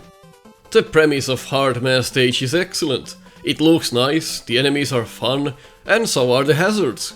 Placements are well thought out, although the forced use of rush coil is strange, but overall the level just oozes fun and exciting gameplay. Enemy choices also make sense for the most part, and rewarding the player for exploration, that has been done right. But then, all of that kinda stops. The repetition and exhaustion of gimmicks, lazily adding artificial challenge by combining enemies in unfair spots, your generic Breakman fight and then suddenly, the gate. This level is pretty short, and while it impresses the player at first, it just never goes anywhere. The stage is simply just too empty, and it provides you with everything you could imagine, and then immediately takes it all away. They had good ideas and the stage flowed well until it just all came to a halt. I would want to love this, but I just can't. This made me extremely salty, because I know there are some good ideas in here, and they just didn't bring it home. Metalman. While this stage suffers from poor enemy types and plain out half-assed gimmicks, it still manages to hold its own to some extent. The press is flawed in that you can jump through the chain when it's going up, but not when it's going down. Oversight, I guess. And what is this? Is this what you call level design? Treating us like dogs. Go get the E-tank! good boy! And immediately after the press section, we've got moles. They never appear straight under you, so you got some leeway, but the execution itself isn't the prettiest. The flaws include long sections with nothing going on, subpar enemies, and exhausting the conveyor belt gimmicks. God damn. You can do better, right? Fuck me. The end is pretty messy. After introducing the clowns and the gears to us, they just went all out and added the bucket throwers into the mix as well. And we have some artificial difficulty with a large gap. Put some Roombas on the ground and be done with it. While this is certainly one of the more memorable stages from Mega Man 2, and it has the right amount of difficulty, it fails to carry itself over the finish line by not trusting its own team enough. It looks nice, it plays alright, but it certainly is missing something. Gimmick after gimmick, conveyors and a panic section is what the whole level is about, and that's a shame. The stage is a lot better if you vaguely try to memorize it. You think it's actually quite good, but when you go back and play it, you remember all the reasons why it's plain and generic. While I don't talk about weapons much in this list, Metalman stage really sucks what comes to weapon usage, and that's another nail to the coffin. Metalman stage is worse than I remembered, and looking at it with a critical eye definitely makes all of its flaws stand out. Splash Woman. This stage can be completed without firing a single shot. Sure, you have to know a few things, but that doesn't negate the fact that it's still possible. Some would call this good design, but I think it's the opposite, and that's not even the biggest issue here. The biggest issue is that it's quite boring. Some rooms aren't well thought out, and the challenge is presented in a way where you either get lucky or barely dodge the enemies. Some of the enemies are telegraphed, and the layout seems alright. Albeit quite empty, and it resorts to recycling old gimmicks, which is just a waste. The best section is the one where you jump on the water platforms, but even that could have been done in a way where it first introduces them and then makes a good use of the platforms in various ways. Now we get the same exact problem of exhausting the gimmick in a consecutive room segment, and then you're just done with it. That kills creativity. There's not much else to say here. It's not a bad stage, but it's too plain to compete with the better levels. Even the graphics are poor after the initial drop down to the stage. This is the water level of Mega Man 9, and it's almost a waste. Literally anything else would have been probably better. Charge Man. Boarding a train was never this average. Listen, I like how the stage makes you feel like you're on an actual train by shifting the screen a little bit every now and then, and how you're making progress throughout the level. First you're on the roof, then you go inside, back to the top and finally back to the cargo area. The roof sections can be stale at times as you blast through the generic enemies, but the better action goes on inside. Enemies are mostly placed well and the challenge is definitely there. Some transitions are Mega Man Maker tier and some areas make no sense at all, but maybe this is for flair. Once again, we're facing the issue of the level really not ever going anywhere. There is progression in the sense that you move from one section to another, but there's no mini-boss and the enemies don't really stick to your mind as anything interesting. Can you imagine a mini-boss in here? I mean really, imagine one. There are so many options to choose from. While the ideas that are present are on par with your generic Mega Man experience, a lot of things are missing. Most importantly, the fun is missing. It's pretty repetitious and self-explanatory, and it never really throws you any curveballs or expects anything from you outside of the plain jump and shoot maneuvering. Charge Man stage isn't inherently bad, but put this stage in a game like Mega Man 4 or Mega Man 9 and I guarantee it would have been 5 times better and more interesting. Nightman. It's gorgeous. They just nailed the colors in this one. Already taunting you is a 1-up, which makes you feel like you need an item to get it. Teaching elements are there, although sometimes with limited space. Other times they introduce an enemy to you, but never bring it back outside of its teaching element. Flow is a bit questionable, and hazards seem a bit out of order if you take difficulty curve into consideration. Platforming is alright and clear, but sometimes we do see the occasional empty stretches. There's also the lack of enemy types in the level, but that doesn't eat too much out of the whole experience. Some enemies have flat tops, but despite that, you can't jump on them, which always annoys me. When there is avid time to bring back something you've taught to the player, they make up yet another hazard or gimmick in its place. The progression just isn't cutting it. This stage is all over the place, but it holds up alright, I guess. Forcefully making the player go up and down was never fun, and this is no exception. It's dreadful. The stage is interesting, but it's missing so much polish. More enemies, better thought out gimmicks and refined sections, and this could have done pretty well for itself. But like this, it's a miss. The level is absolutely beautiful though, and it's the sole reason the stage ended up this high on the list. I like to look at it, but that's about it. Strike Man. Oh-ee-oh, tailspin, oh-ee-oh, tailspin. Yep. Ah, shit. Wrong game. Capcom is still thinking about all of those Disney games. This is just odd and wrong. But not as wrong as Clown or Balloon Man, whatever he was called. The stage is well put together and it has an exquisite jump shooting goodness, the enemies make sense for the team and they have some nice patterns, but come on, a sports level? Many people are now saying, hey, you can't knock down a level just because you don't personally like the team. Yes, I can. It is my list. I do not like it. It was weird when Mega Man 10 came out, and it is still weird. While the stage is all fun and games, the tile set is rather rough, and do I even have to mention the mini-boss? In order to damage it, you have to hit the jaw, and for that you need to ride the fists and either dodge or shoot the tiniest object known to mankind, the soccer ball. Seriously, fuck this thing right up its hiney. It's one of the most awkward mini-bosses of all time. What is this, Escape from Mega Man and Base or something? There's another! Goodness me! You can't jump on the fist because the ball gets you, and you can't shoot the jaw because the electricity is so close to you, and you can't simply wait to jump on the fist because he shocks the ground, and you can't even get hit by the face! Seriously, fucking god! The person who made this boss should crap into an ice cream cone and eat it! Well, once you learn it after a few hours, it gets a lot of Doku lockers. Nearly no telegraph and quite horrid execution.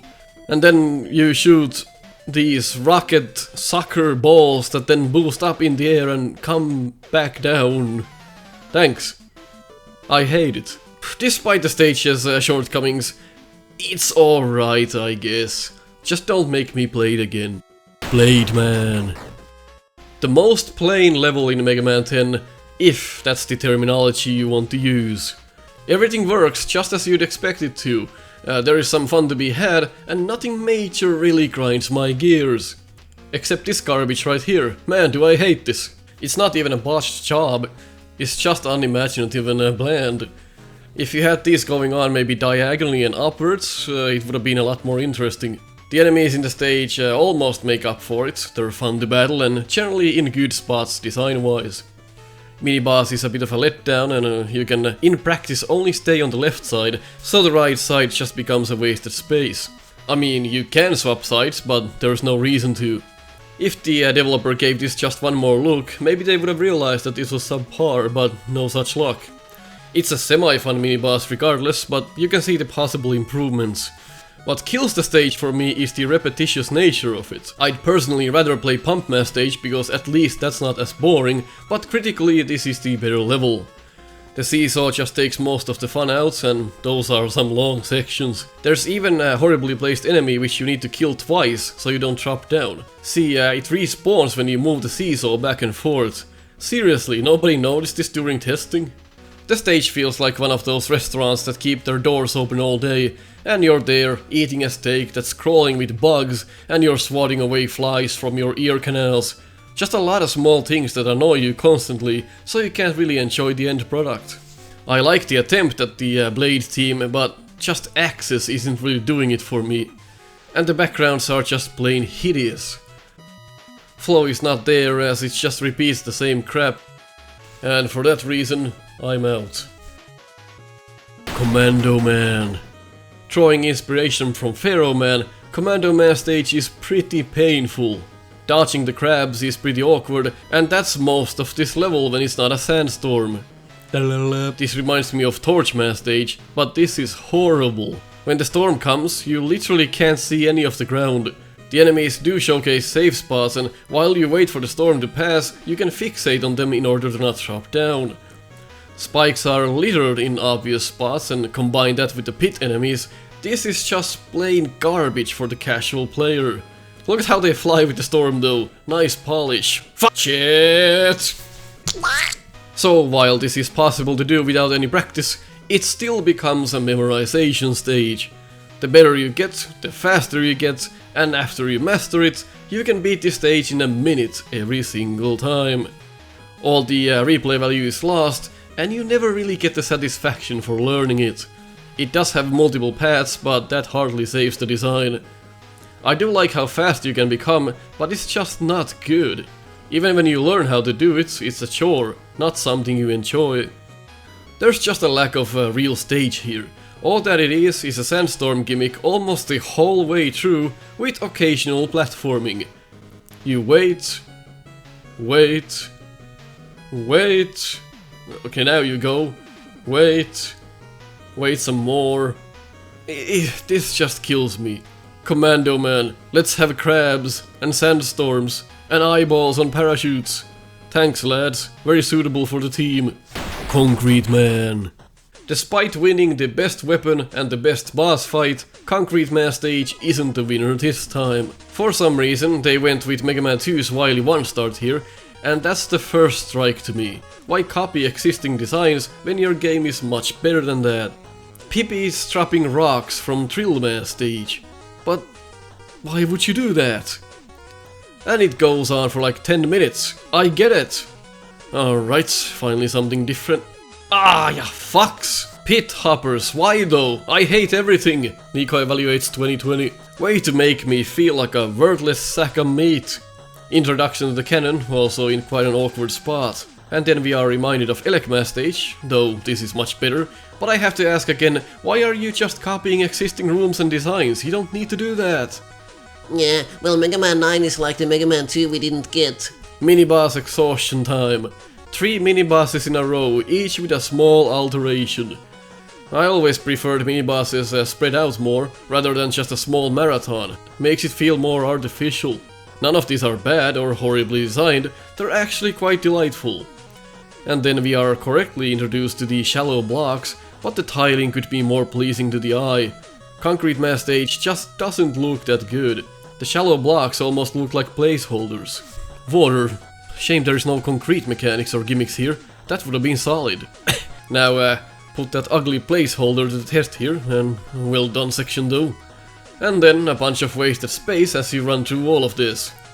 And then you go ahead and pretty much copy the ending of Top Man stage, but with a small twist. The problem here isn't that it's borrowing things, the problem is that it's borrowing things and not doing it justice. It's merely repeating sections and layouts and not doing a very good job at it. I would excuse this if the copycat attempt was actually decent or had any charm in it. But no, it's just blatant copying. There's almost no original ideas here. Shame on you, Concrete Man. Fuse Man. Damn, those alien bastards gonna pay for shooting up my ride. I don't know what it is, but this reminds me of Duke Nukem. Maybe it's the sky, but man, look at this. This might be one of the best looking backdrops of any Mega Man game till this point. It's absolutely gorgeous. The stage does simmer down a bit later with the flair what comes to tiling, but honestly it isn't too bad. Fuse Man stage kinda shoves enemies and hazards your way and expects you to deal with them immediately. It has a unique way of teaching, and it does a better job at it than Spark or Quickman. The stage feels alive, and they captured the essence of electricity well. My issue with it is the constant puzzle solving. Yes, you gotta think on the spot, but clearing the stage a few times, you'll memorize it, and at that point it's just planned repetition, which mostly consists of waiting and remembering when to move again. Stages like this aren't inherently horrible, but Mega Man for me was always more about the action and less about the puzzles. And don't even mention the vertical scrolling sections, I don't need this, makes me sick. And like I said, the level does a good job, even if it is technically a bit puzzly in nature, it certainly still keeps you going. The mini-boss looks nice, but it's a total pushover, it just takes a few shots and it's dead. I still wonder why they didn't bother to make this longer, it's a complete waste. The experience also doesn't seem to ever change that much. Lasers, lasers, lasers, lasers, moving lasers. When there are unique sections, they're way too easy. Or just planned. Megaman 11's problem is its recycling of enemies. There's not much new in this game if you really think about it, so the game gets old a lot faster than any other classic game. Fuse Man stage is no exception, and with this amount of predetermined gimmicks exhaustion, it definitely is a bit of a chore. I always say you have to be really careful when making levels like this, because it rarely succeeds. Am I saying this is bad? No, not by any means, but it's certainly not on the level we'd expect from a Mega Man game. I enjoyed those few screens without the constant lasers blaring a lot more, and those are the only rare moments. It is, in a sense, like Quickman stage. Once you know how to do it efficiently, it just becomes repetitive. They try to make it hectic and fast-paced, but in its core, it's still just a mediocre stage. Have the lasers on less than half of the screens and come up with other gimmicks. That would already make this tons better. Lizard Man. This stage has an interesting set of obstacles and foes, even though the theme isn't always consistent. Time bombs in Blizzard Man stage. But the level does look pretty good. And notice how I keep alternating between stage and level to make it seem like I'm not repeating anything. Come on, try and do a list like this without saying stage or level or board once. I dare you. Anyway, it's a shame that this level is in Mega Man 6. It plays kinda slow and most of the time it feels rushed. Some of the platforming here is commendable and in places exciting, but it still is a bit of a rusty nail. Some challenges are really cool, like the submarine section. Even the shots have a bit of an arc when moving up and down. Nice polish. They should have made the submarine into a bigger section though, kinda what they did with Charge Man. I feel like this was a bit of a missed opportunity here. Mega Man 5 and 6 just seem more rushed than any other entry. There's a bit of everything here, from small enemies to big ones, from panic rooms to slow thinking rooms, some flair and finally a tiny gimmick or two. In the end, all of those things are nice, but I can't help but feel like there could have been a lot more done with this level. Certainly it feels a bit stale and generic at times. Blizzard Man stage is nothing new, nor is it so bad that it deserves hate either. It's below average in terms of quality, and it sits there pretty comfortably. Crystal Man. At the beginning it kinda smells like Iceman stage, but the perfect placements aren't here. You have to work it, bitch. I do like the different outcomes here, depending on where you shoot them, again, kinda like in Iceman stage. Sometimes I feel like when they were developing Mega Man 5 and 6, they were starting to run out of ideas, so they went back to look at the earlier games and just modified familiar sections a little bit. It's just like this script, sometimes I can't come up with anything new. I could write 2 sentences in a single day, or 2 pages, it varies. Difference is, I don't go back to steal my own material and reword it. I think, well, shit, look at this. It's beautiful, right? This is what a Gemini Man stage should have looked like. Outside, I mean. There's also a weird glitch here where you do specific things in very specific order and then you die, and instead of starting from the beginning, you start at the boss. Huh, who the hell was so bored they figured that out? After detaching heads for longer than expected, you come to the first gimmick of the stage. Well, first and last. Only thing you oughta do is jump right when a crystal passes you. No telegraphs, no animations, just sprites dropping from the ceiling. Lazy. This section is difficult if you have no idea how to effectively do this. It would have been avoided if you had some kind of animation before the crystals dropped. I guess we're not worthy. Look, it's fine to experiment every now and then and bring us something new. Wait a minute. This is just the rock trappers recycled from Mega Man 4. Oh, for fuck's sake. Take this here and modify a few values. Ta-da! New challenge! Well, at least we got something different here. Well, almost. It's a Cho who fires the same crystals. Bravo, guys! Really good!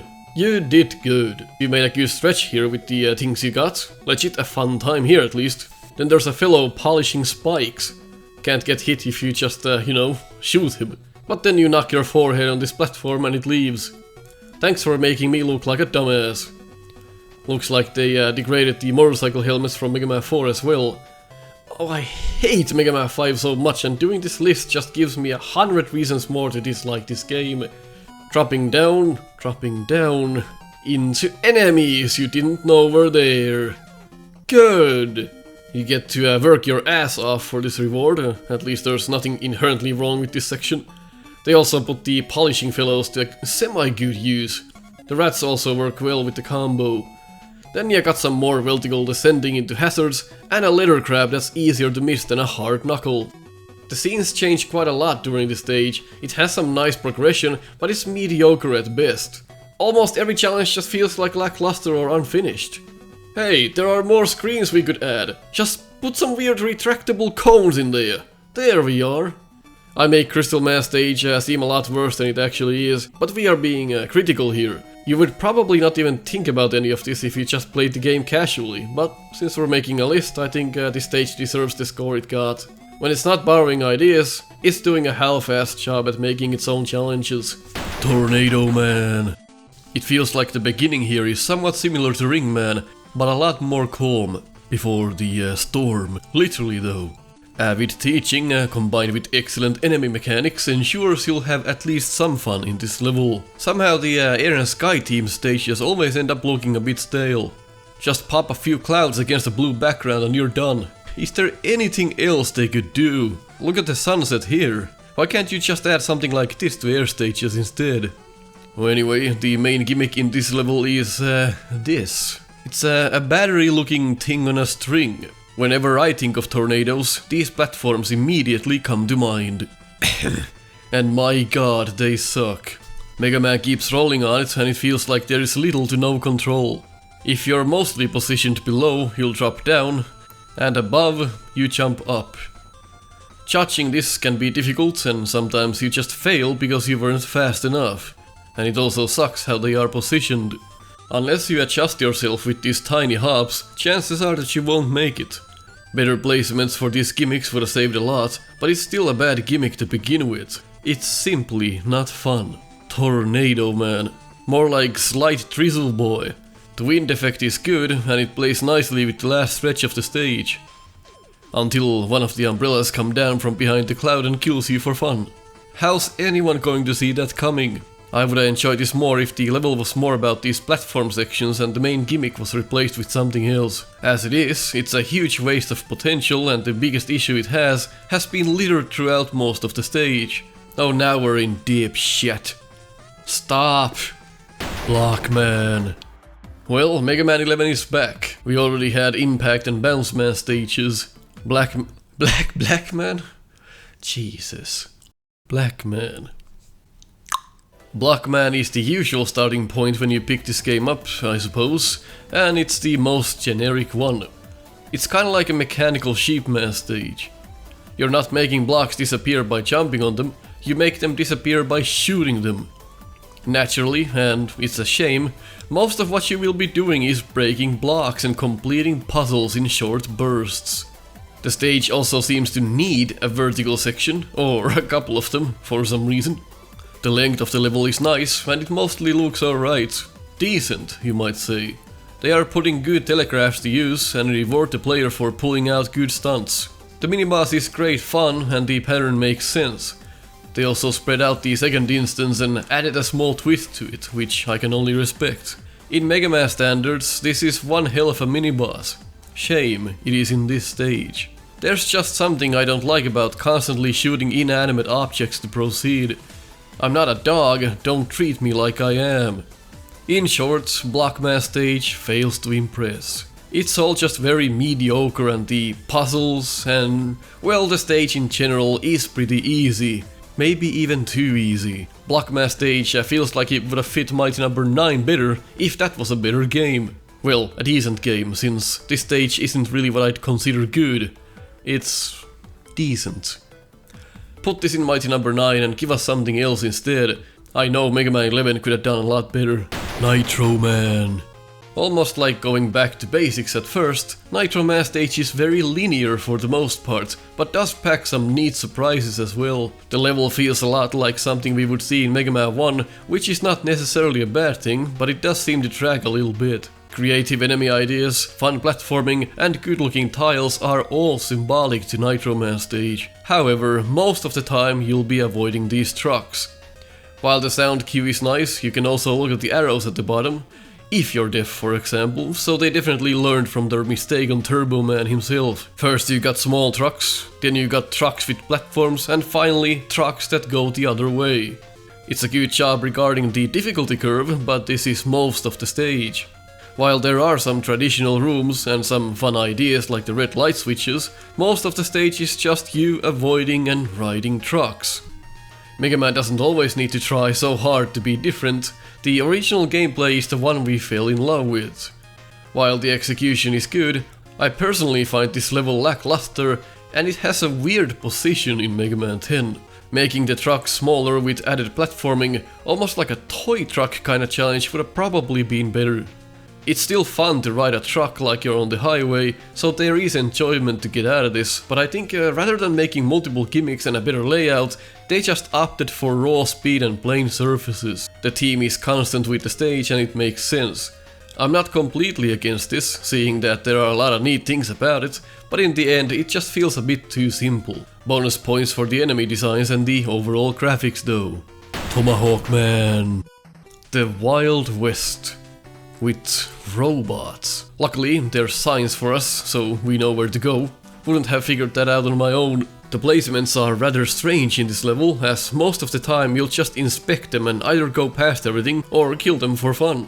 Mini-bosses are adorable, but some minor adjustments to the platforms could have been done, and the build quality improved. Still, it's fun figuring out the correct rhythm. Oh, where have I seen this before?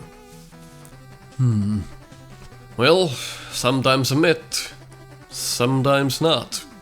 This stage is actually, now that I think about it, quite chill. Almost boring to an extent. But then, the most beautiful sunset you've ever seen on an 8-bit console. Look at that. Well, back to reality. Oh, there goes vitamin D. Yeah, actually, the sun setting doesn't output any vitamin D anymore. Here, you got your alternate path, however. You wanna fly with your jet on some Q-tips? No problem. It's also done in a clever way where you need to equip the jet adapter to get to the pad and then realizing you also need it for the upcoming section, so kudos for making the stage flow well. Graphically, the progression is just plain nice and it certainly gives you the Wild West vibe of the 1800s when the Tomahawk was built and used. But Tomahawk Man stage loves alternating paths and small surprises, so yet again you can pick your poison. Sometimes the backgrounds are just black and it forgets what it's supposed to look like, but most of the time it looks fantastic though. The weapon balancer pickup is a bit of a hassle to get, but I'd pass it. There's a little bit of everything here except any real gimmicks. It's just a plain experience with your normal, generic, everyday Mega Man jump and shooting. Not like there's anything wrong with that.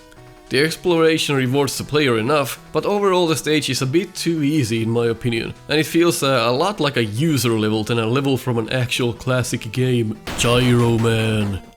Hello? Hello?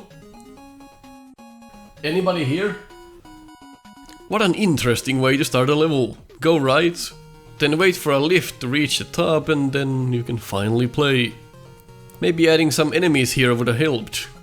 Huh? The rest of Gyro Man stage plays rather well. It's another bland looking air stage, but the placements, enemies and everything else aren't too bad to be honest. With an occasional oops in level design, Gyro Man stage is pretty average. The platforms that behave differently could have been recolored and some screens reworked, but for the most part, this is Mega Man at its core. The section with the bridge is a nice change of pace, too bad that standing on two blocks at the same time makes you unable to jump. There's also an avid teaching element here before attempting the hazard. The stage has a lot of different obstacles to conquer and it constantly keeps you on your toes. Most of the enemies die in one hit though, which is kind of a bummer, but Mega Man 5 is known for that. The stage is pretty generic though, and that's the reason for the score being quite low. You can see that the love to create something fun is missing. It's a decent stage and that's that. It doesn't try to be anything special, it fills its spot and that's all it does. Skull Man. Mega Man 4 was my first Mega Man game ever back in 1992 when I was just 4 years old, and Skull Man stage was the first stage I ever picked. Skull Man stage isn't what I envisioned, however, it still pulls the theme through quite well. We've got some enemy types that reflect the theme, but for the most part it's very generic again. The cannons are placed strangely in the beginning, it doesn't really do anything design-wise. Sure, it's a teaching element, but we've got 3 of them in bad spots. The other cannons aren't placed too well either, and the shots just seem too fast. But like always, the teaching elements are adequate, it's Mega Man 4 after all. One of the bigger issues in this stage is its waste of playable screens. It uses multiple screens just to get a few items, and then it makes you walk all the way back to the left. This could have been easily remodeled. Maybe you get the prize some other way, and then you have the excess screens back to use for something better. The layouts are confusing at times and not really thought out well. Oh.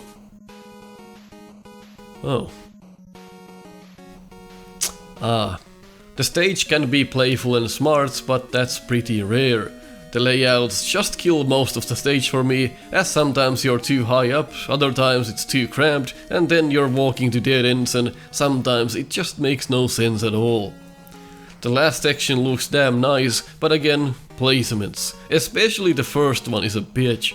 The climax is missing, but the last part does serve at least as a small whoa moment. As a level, I was expecting something dark and wet, and I got something bright and dry. Bright man. This stage is like a playground. What happens if I touch this or that? What does this do? Holy hell, what is this? Can't see anything. Wow! So different, it's well, almost fun. Teaching is exquisite, platforming is satisfying, and overall there's not a lot to hate. The beginning feels more like it would have been suitable for the mid-section instead though. It's a rough start. And Brightman Stage is also guilty of wasting many screens just for a secret, and after getting it, you guessed it, you have to go all the way back to where you came from. The platforms don't even reverse for you, which is just horrible. It's a punishment for doing something you earned in the first place. Just like some of the stages below on this list, Brightman Stage also exhausts gimmicks for way too long. The grasshopper sections take forever, and it's not even that exciting. You also need to mash pretty hard to kill the totems before you reach them. It's almost like it's expecting you to have weapons. The level would have been fine without these sections, it almost screams Toadman to me, but for some reason it's here, in this stage instead. I don't get it. Most other things are just fine, some quirks here and there, but not bad honestly. I think Brightman Stage deserves the spot it's in, just above average. It's somewhat memorable, the team can be seen throughout, even though some of the enemies have no place in being here, but I can excuse that because they are fun in their own right. Besides the grasshopper sections, the platform sections are also quite exhausting. They just go on and never really change. This could have been used in much more clever ways, instead of just popping one after another and changing the enemies. I do like how the level keeps going dark, and it's always your own fault. It's a love-to-hate relationship, and I think the level is adequate, but at the same time it's lacking in some areas. Shade Man. I'm not sure Shade Man Stage knows what it wants to be. It's long and tedious, although it is very pretty. The enemies make sense to the atmosphere and, well, I guess there are little things to like here and there. The stage can be more punishing than the rest. It's almost like an homage to Ghouls and Ghosts, since Capcom has worked on both titles, but why the need to bring it to Mega Man, I don't know. You can even activate the music from Ghouls and Ghosts as an Easter egg. Well, maybe this has something to do with the short development of Mega Man 7. Gotta bring up some ideas out of your ass. I do love Mega Man 7, it's one of my favorites, but it still does have its shortcomings. Bam! Right in the kisser. Get used to that in here. Fox! Why I oughta. Fool me once, I'll learn. Fool me twice, I'm mightily upset. Fool me 3 times, I'll rip apart your skeleton. Oh my goodness, give me a break. Oh. Well, I guess just reusing Metalman gimmicks is just fine. It's a bit different, but I never got the feel to this. It feels off somehow. Then we got the mini-boss, which is nothing short of self-explanatory. If you kill the little fellow inside, the pumpkin explodes on the left side, revealing a path to pick up Proto Man's shield, and a section with no lights, in which you use the Scorch Wheel on. That is followed by a lift where you have another mini-boss-like sequence. It just sucks how this is done. And the checkpoint is before the pumpkin, so you can pick up the shield and then kill yourself and go to the other path for a faster clear. All of the crap in the path below is quite good, but what doesn't sit right with me is the fact that you can also hit the pumpkin fellow in the eyes. It doesn't even make good contact feedback, so knowing that you can even do this is a privilege. Now the pumpkin dies on the right side, revealing the other path. These paths are way better than the beginning of the stage, but that's about 50-50 then, right? These wolves can go suck a dog dick though. How the fuck do these even work? It's like a player is controlling them. Fucking never figured this out. Anyway, Shade Mass stage is a dick suck for ghouls and ghosts, and is yet another example of why it's not a good idea to bring other games into other games. It usually doesn't work. This is way more over-engineered than it needs to be, and it feels like it's done this way just because they wanted to pull the team off in a certain way. It's above average, I can definitely tolerate it, but there are so many better stages than this. Sparkman. I don't actually know how to process this stage in my mind. I personally don't care for it too much. It looks a bit depressing, even with all that animation flair going on. The detail is magnificent, but something about it rubs me the wrong way. Deeming is successful though, with a lot of electricity going on. Due to the lag, however, some of the jumps become really tight. The stage has its fair share of useless and wasted screens, and it neglects teaching the player appropriately.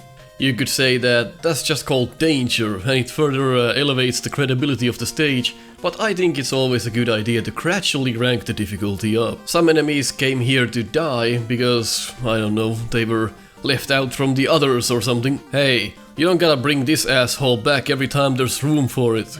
Then you got some of the blandest pickups in the history of gaming. Who's gonna bother? Winnie the Pooh might, he already took over China. Enemies walk towards you. That's a thing that happens sometimes. And then we got some more wasted space. It's a fun thing to see, I guess, but it's just a waste. And for whatever reason, there are blocks of cramped up circuitry as a challenge.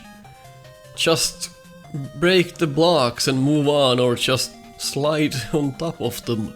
The stage then finally drops its balls and gives you one of the hardest sections ever to be made in classic Megaman. Sure, it's no problem to veterans of course, but it can still snag a kill here and there. It's easier if you just slide off the stationary platforms and jump from the moving ones. Luring the bolts out can also come in handy, but this section just kills pretty much anyone because of those placements. It's not like you have enough time to react, or even the know-how of different jump heights you need to perform. While the stage rightfully increases the difficulty as it goes on, this is a bit much because it's not done correctly. Sparkman stage has a lot to look at, and it has a nice selection of platforming sequences, but it fails to impress. Flame Man. The Arabic team has always been one of my favorites. We got a good teaching element for the oil, so you can practice how the physics work on it, and you'll be prepared for the future. This would have been a good stage to put some very unique mets in, but they're just a normal deal. Also, there's a breakable block to use with the power adapter, but you get the adapter from this stage. Have fun revisiting just to see what's inside. I've never checked, but I do know for a fact that if it's anything else than an E-tank, it will go to waste. I think Flame Man stage doesn't go overboard with anything, but it also can be seen as its weakness. The teaching elements are interestingly done, and the repercussions of elements mixing are shown to the player. Even some of the more hard to understand mechanics are showcased in a good manner, so that when the real challenge showcases itself, you know how to proceed. A lot of the enemies, however, seem like they're just borrowed from past instances, and I know that happens a lot in Mega Man, but it feels like everything that is in Flame Man has been somewhere else before. Well, except the main gimmick enemies, but that's just one enemy type. Rewarding is done well, sometimes, like in here, but the breakable block is questionable. The level also does get progressively harder as it goes on, but even the end reminds me of something else. Skull Man stage. Flame Man is a lot like Concrete Man stage, it's a bunch of borrowed ideas, but it still manages to create at least something new. The team, like I said, is nice, but they just missed the mark in the overall flow and design of the stage. Stages don't always need to bring something new to the table, some of them work really nicely even if they recycle gimmicks or enemies, but I feel like Flame Man stage just didn't do the team justice. It's flames, so put in oil and light it up. That's all that this is. I still enjoy the stage, it's honestly not even bad, but I'm salty when there's so much unused potential. It looks prettier than it plays. Dust Man. Anyone else ever thought those were chainsaws in the background? Well, I did, but they're apparently not.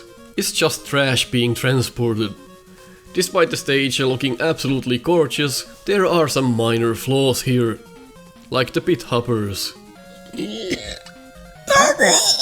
You'd never know they are there, and even when you do know, they are still quite a pain in the ass. There's not much to comment on at the beginning here, pretty straightforward platforming, if not even a bit too straightforward.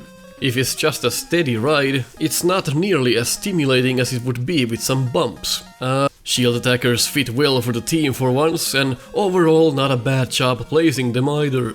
I do have to wonder why we have a pit here with seemingly continuous terrain on the right, but then you're supposed to go into the pit anyway. Again, good thought to put the Big Eye Copycat into a large opening, and the following challenge is something new for once.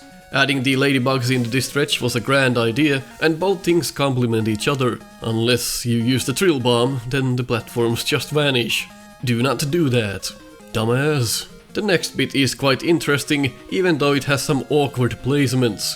It can also be sometimes difficult to see what kills you and what doesn't. I was always fascinated by this gimmick, and during the years I never lost my love for this section, as it's satisfying every single time to destroy those blocks. It never gets old. Got some bigger meanies as well as your curveball surprise in the mix. I do feel as if the level gives up at some point. It starts pretty plain, then it gets interesting for a while, but it goes back to being a bit of a drag. Again, I would say that instead of exhausting the gimmicks over in their own specific sections, maybe laying out the gimmicks throughout the stage would have been more interesting, but you gotta give it to them. Combining the Mets with the Crushers and the Ladybugs with the platforms were both good matches, even if they weren't quite up to par with Mega Man 4's typical quality. Galaxy Man. Galaxy Man stage is a pretty slow walk around the park. You got your trial and error first with these fellows, but then after that you know to watch your step. Mega Man was rarely about teaching the player by killing them, that was always a surprise element that would only happen a handful of times. Mega Man 9 is a bit more trigger happy to kill you, but it does teach you even if that's hard to see. You should have learned to be careful the first time you saw this enemy, and if you see a big health next to spikes and the helicopters flying about, maybe think twice on your next move.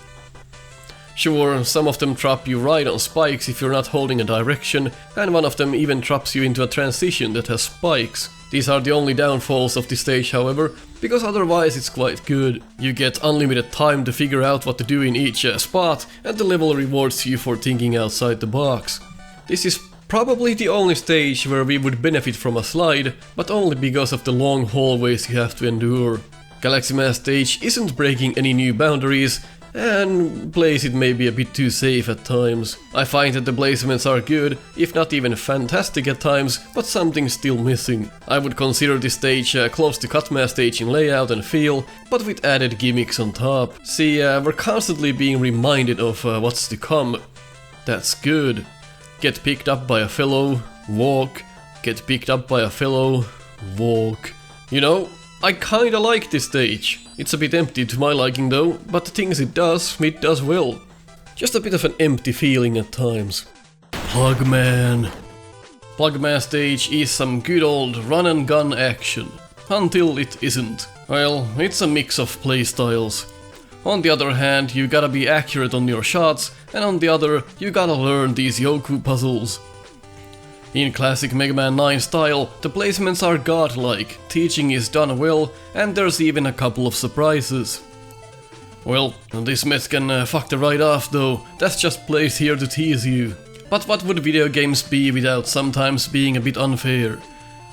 Not like that, but unfair in a sensible way. You don't always want everything to be so predictable. I like how there are multiple ways to tackle some of these puzzles, but I don't like how you can't see the full pattern before you go. The rooms going dark has more to do with the actual theme of the stage, rather than it playing into the strategy in any way. It is only cosmetic. Prices are good for figuring out some of the more advanced patterns. Then there is this. The hell is that? I find that most rooms in this stage are fairly well done and you won't find a lot of problems, but that's because there's not much present. It's just tellies and Yoku blocks for the most of it. Sure, you got the stable big eye at the end, but that's the whole stage.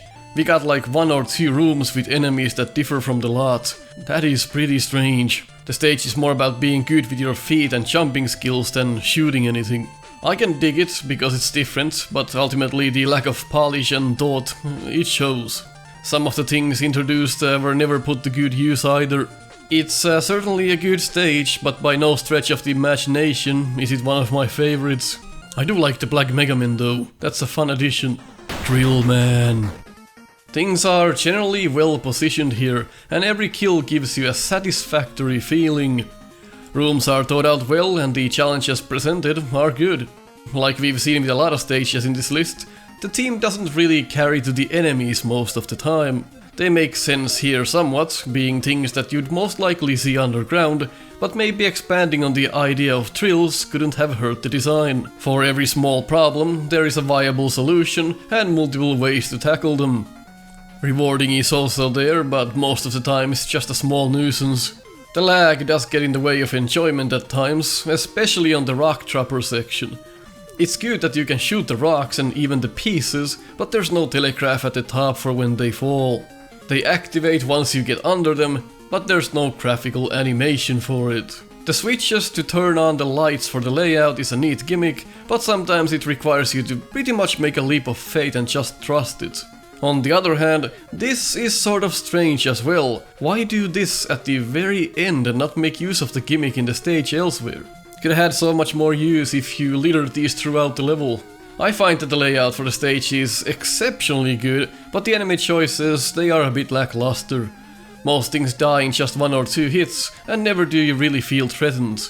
The enemies are well combined though, even if there could have been more enemy types or enemies in general, placed about in different ways. Drillman stage is above average. It's certainly unique, but having an underground theme and then not doing much with it is a bit of a sin. It plays like classic Megaman should, but leaves something to be desired. A mini-boss or 2, some more wall-type enemies. It's just that after a while it's all about mets and bats, which work fine, but I would have hoped to see some more imagination. Sheepman. Based on the electric sheep reference of Code and various other similar themes, we get a stage full of binary and computer things. Some enemies are just cheap looking, others are weird, and the rest, your typical Japanese weird face syndrome encounters. The enemies might look weird and cheap, but the stage is rather alright, I guess. I don't like how you get no telegraph on the direction of the windows from the cursor enemies, and how the stage is littered with these disappearing blocks. I do admit that the teaching is done right each time, but the stage doesn't flow all that well considering that it just keeps sucking its own dick and repeating what it seems to do best. Going outside of the comfort zone would have probably nailed this level. Interactions make sense, the tiles and animations are really good, and even some new gimmicks are presented to you in the middle of the adventure, but I can't stop thinking about the fact that something is missing. The mini-boss is pretty annoying, even though it's not bad at all when it comes to actual design. It's just irritating. The way the sparks move, I guess they're a bit too hard to read. Some small adjustments here would have probably made it 10 times better, but don't get me wrong, I still adore it to a point. Go left, go all the way back right. I never liked sections like these. It feels like a wasted space, and Sheepman is guilty of that too. Because of the main gimmick here, some sections can feel a bit empty. Adding the Yoku blocks is a nice change of pace, but don't you think this is enough blocks already? Rewards are exceptionally well thought out, and getting those items after a small brain tease is a good way to make sure the player feels accomplished. Ninja jump to the gate and we're done. Honestly speaking, I don't hate this. Fuck are these? Flying chicken heads wearing turbans. In any case, I like the level. It's sort of a puzzle stage you can dig. It does get worse each time you play it because it's repetitious in nature, but overall it's as good as a puzzle stage can be. I still hate puzzle stages in Megaman, but I forgive you, Sheepman, Dive Man. It's always a bit problematic to create an air or a water stage. Their main element is so vast and so overwhelming, the endless nature of it and the idea that it is what the whole level is supposed to be about. It all just seems hard to pull off, and in many cases, it is. How would you do an air or a water stage? You never want the player to feel bored, and this is the biggest issue with these kind of levels. Too much of something that can be a hassle. While Dive Man stage has large open sections with just water surrounding you, the enemy placements are so good that you almost forget about it. The graphics can be a bit stale after the beginning, but somehow it does manage to keep the player entertained. The attacking fish are perfectly placed, accompanied with the spines. Reminds me of Iceman stage, which sure is a bit of a copycat design, but it is simply done so well that it does it justice. Scuba mets are a refreshing sight, and even the vertical moving enemies provide good placements and challenge. Everything just seems to be in their perfect spots. You feel good after each kill, and it is super satisfying hitting your mark. Moby appears twice, and while the idea is cute, it certainly leaves something to be desired. Fighting him is a bit more awkward than it needs to be. It's hard enough, but the lackluster telegraphs and the weird mechanics makes it a bit cheap. When the stage does hurl bigger enemies at you, it does so in a section with a lot of space to move around. To alter things a little bit, the water starts going up and down to make your platforming a bit more tedious, but it's nothing groundbreaking really. They could have definitely tinkered with this idea some more. The weakest part of the stage is its layout. You'll mostly just run right and it can become a bit of a drag. The secret for the wire adapter is also annoyingly hidden. Then there's this transition that can kill you if you're too high up. I'll give Dive Man a pass, and it's well over average in my books. This is an example of a level where enemy placement alone can carry it a long way. Some inside sections, fixing a few issues, and adding maybe one more gimmick, this would have been probably one of the best water stages out there. Plant Man. The presentation in Plant Man stage is so good, I would almost mistake this for a Megaman 4 level. Introductions are good, platforming is fun, it looks phenomenal, and it has all the great merits to be a fantastic stage. Even the mini-boss reminds me of Megaman 4, specifically something you'd probably see in Ringman stage. What comes to mechanics anyway? It's fun knocking it back, and it even has little arrows on it pointing where to shoot, but unless you're a grade A masher, it'll shortly come to the left side of the screen to crush you. It's a bit too relentless for newcomers. That's not too bad, however, it's still a fine boss in itself. Shooting enemies is fun, and we have an actual team this time. It all makes sense. I want 2 cute enemies, and I want beautiful trees and colorful platforms on it. And don't load it up with a bunch of bullshit! I want big bosses, and give me some shit to dodge. You maniacs, is this an authentic Megaman level or something some snot-nose made in Megaman Maker, huh? Fuck these things! I'll repeat it once more. I hate bouncing up and down without any control while trying to hit enemies. I hate that shit. Come on! Introduce me to the springs all you want, it's not gonna help. Then we got these asshole platforms you have to shoot to open. Or just jump on them quickly, that works as well. Saying all that, I still love this level. The suspense at the end is real, and it requires some insane skill. I can't hate this no matter how much I try. If there is the right way to have bouncy platforms, Plant Man stage nailed it, for the most part. And look at the cute energies in the flowers, and the human soil at the bottom. The progression is real with this one, just the right difficulty curve, but I do have to say that the gimmicks are again exhausted too soon, rather than spread around, and that stops Plant Man stage from getting a higher position on this list. It's a nice collection of fun things, but combining it into a neat package would have probably sealed the deal. Also, fuck the pit hoppers. You're just masking them as fish, it doesn't help. Still though, I love this stage, and to think this is Megaman 6, well, that just makes it even better. Pharaoh Man. Probably one of the coolest ideas to ever hit the franchise. Pharaoh Man stage is a looker, but it has its share of issues. I find the scorpions a tad too tall in the beginning, but otherwise this is a breath of fresh air. I would have probably added some platforming here, instead of just making the player run to the right. Give them something to do, you know. The quicksand also never reappears, which I found a bit of a letdown. Jumping over the gap gives you the balloon adapter and even more quicksand. Kinda shame how this is just repetition. Some quicksand would have been nice to see around gimmicks or other parts with enemies around you. Not just dump it all in the first section and never reintroduce it. Fucking Bay! I love it. You would probably expect to see traps or other insta-kill hazards here, as that would fit the theme, but luckily they didn't go that route. Surprisingly, the ladybugs fit the stage as well, and the mummies are a delight to fight because of their good placements. I would have loved to see more of a challenge to pick this E-tank up though. Then we got the footholders of Megaman 4, the clown face people. One part in particular here is a pain in the ass, as this one bat doesn't always seem to open until you're right below it.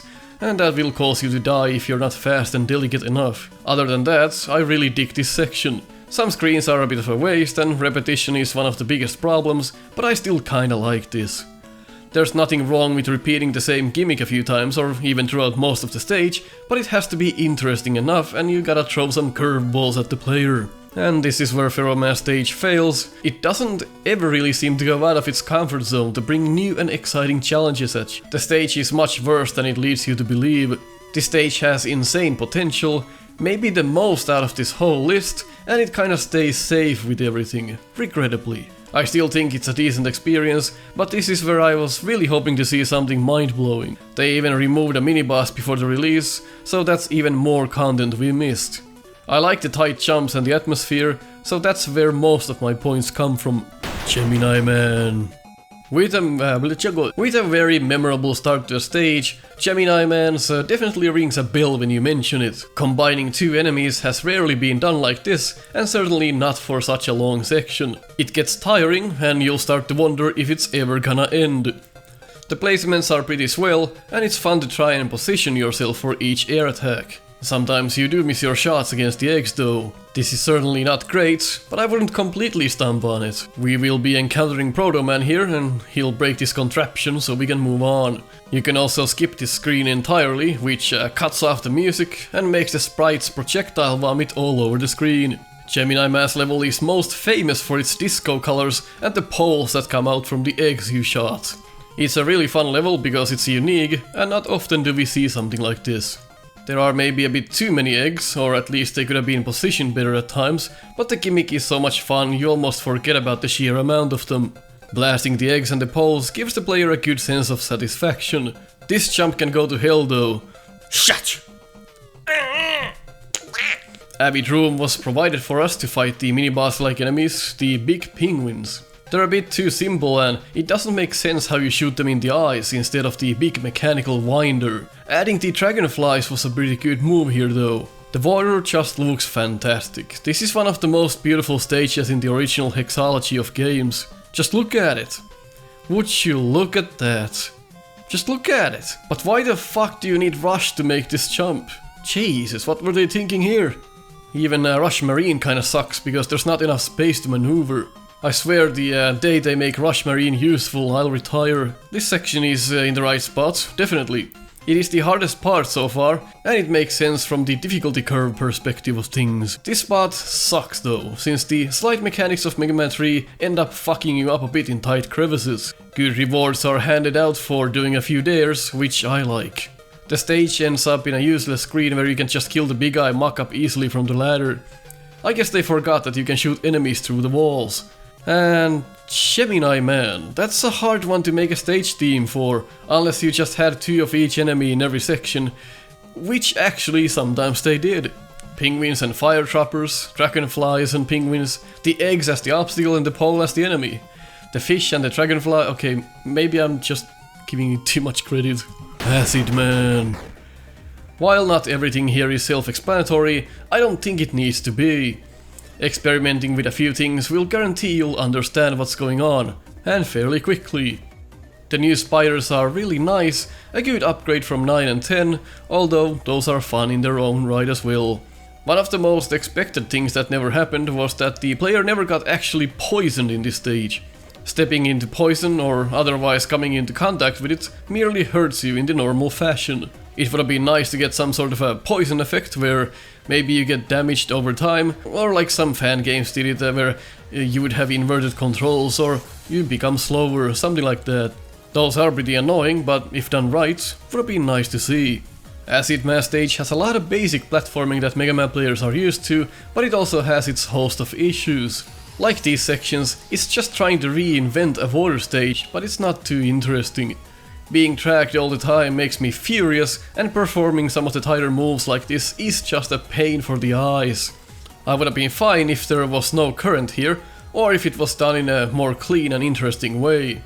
Perhaps making some of your actions create current, that would have been miles better. The waterfalls don't make you jump any lower either, so a bit of a polish was also needed here. Some of the sections have insane jumps if you didn't play it the way the developers intended, but I can say that most of the time the stage plays just fine, until you drop into a spike after a transition. I thought we were over this, but apparently not. I really dig the mini-boss in this stage, it's one of the coolest ones so far in my opinion. It's fun to learn, fun to fight, and it keeps you moving. It's a bit too flashy though. I don't understand why newer games insist on this overly complicated effect. It is simply not required. It is distracting as hell. Super Mario World was also used as inspiration, but it does fit this level like a kilt fits a Scottish fellow. Until it goes overboard with it. Never go overboard. Nobody likes this. Neither do people like wasted screens. Or challenges where they think that the player has learned the current pushing parameters by the pixel. Let me tell you, we didn't. We never will, so fuck this entire section. It's artificial difficulty. Yeah, I don't have a problem with vertical sections. Well, I do. I don't think there is ever a reason to make something like this. Just look at this. If the camera is so fixated to the protagonist, just look how the screen goes up and down. Golly! Acid Mass level has some good and some bad. The good does overshadow the bad though, so there's definitely more to like than hate here. The few things that are wrong with it can almost be excused. My biggest gripe is the current and how it forces you to tap the D-pad in a very unnatural way, and why they chose that as one of the gimmicks, I have no idea. It's an acid stage after all, not a water stage. The acidic theme is there for the most way, I guess, it just doesn't cross over the actual gameplay that much. Snake Man. Get these motherfucking snakes out of this motherfucking stage. Actually don't, they are cute. Way to take the theme literally. Well, for once they did. And already I'm liking this. It's really clever how they have enemies in the stage that are part of the ground. Makes the stage feel more alive, but on the other hand the background could have used some more animation and other gadgets in it. It's just green tiles. Well, you're inside a snake. Good to see some faster enemies at times. We're really short on those in Mega Man, I think. It's one of those holy fuck type of enemies. Can't hate it. For the most part, Snake Man stage does keep its composure, but then it falls on its ass every once in a while. Who thought this was a good idea? The mini-bosses might be the most memorable from any of the classic games. You can't just forget the giant snakes. Too bad the bouncy platforms don't really get any use, as you can just stand on the steady ground. They should have made you drop into the boss fight from above, with no means but to stay on the shaky platforms. Well, they're kinda fiddly, so they would have probably needed to rework them if that was the case. Positions are good, teaching is there, rewards are, well, alright. I would have wanted to see way more of these surprise blocks though, it's a fun idea. Here's a boat worth $500,000! Or you can choose the box. The box! The box! This stage just has plain out weird enemies, but I do like them all. There's only 2 enemies that really have anything to do with snakes, but the rest of them aren't awful. I can definitely tolerate them. I don't get why the ending is at a sky level, but it's not bad at what it accomplishes. And you get to deal with something fresh here. Clouds that then turn into bullets, so all the control is given to the player. Except when the platform knocks you off for no reason. Fuck! I like Snake Man stage because it feels different. It's fast paced and interesting. I just feel like it ends too soon and could have maybe had at least one more gimmick. Chill man. In this case, it's absolutely mandatory that they got these enemies out of the way first and taught us, because they will be in quite difficult spots later on. Shield attackers are slapped on as usual, nothing too out of line here, but it does force the player to experiment with the ice cubes and does it very well. You can't proceed without understanding them. I would normally critique objects that you just shoot to go past them, like the fences in Impact Man, but this is how you're supposed to do it. Make it an actual puzzle or a challenge and let the player use their head, or feet in this case. Kinda like the blocks in Mario games, there's a reason you destroy them, they're not just laid on the ground, blocking you for no reason. These rooms here are probably the best use cases for shield attackers, they just shine in spots like this. The difficulty gets harder each screen, and the gameplay flows rather nicely, going for that real man claustrophobic feel and nailing it right from the get-go. Even when the ice cubes are blocking us and pose no threat, it gives you the increasing feeling of uneasiness, since you don't know what waits on the other side. We've got multiple paths here, but because of how the cubes are laid, not many choose to go to the bottom. I don't think I've ever gone there. There's just too big of a blockade here. Susies fit this segment, but the real hazard are spots like this. The Susies are merely there to keep you moving. Rewarding is questionable, as both paths seem equally difficult, but only the top one gives you a prize. I guess it's for not dropping down to the level below, but it's still a rather weird way to do it. Chillman stage looks boring when somebody else plays it, but playing it for yourself, it's a lot more fun. Even though it plays a bit slowly, there's a good amount of feel-good shooting and execution. Exhausting the only gimmick is a thing though, and the whole level relies on the same principle for the entire way through.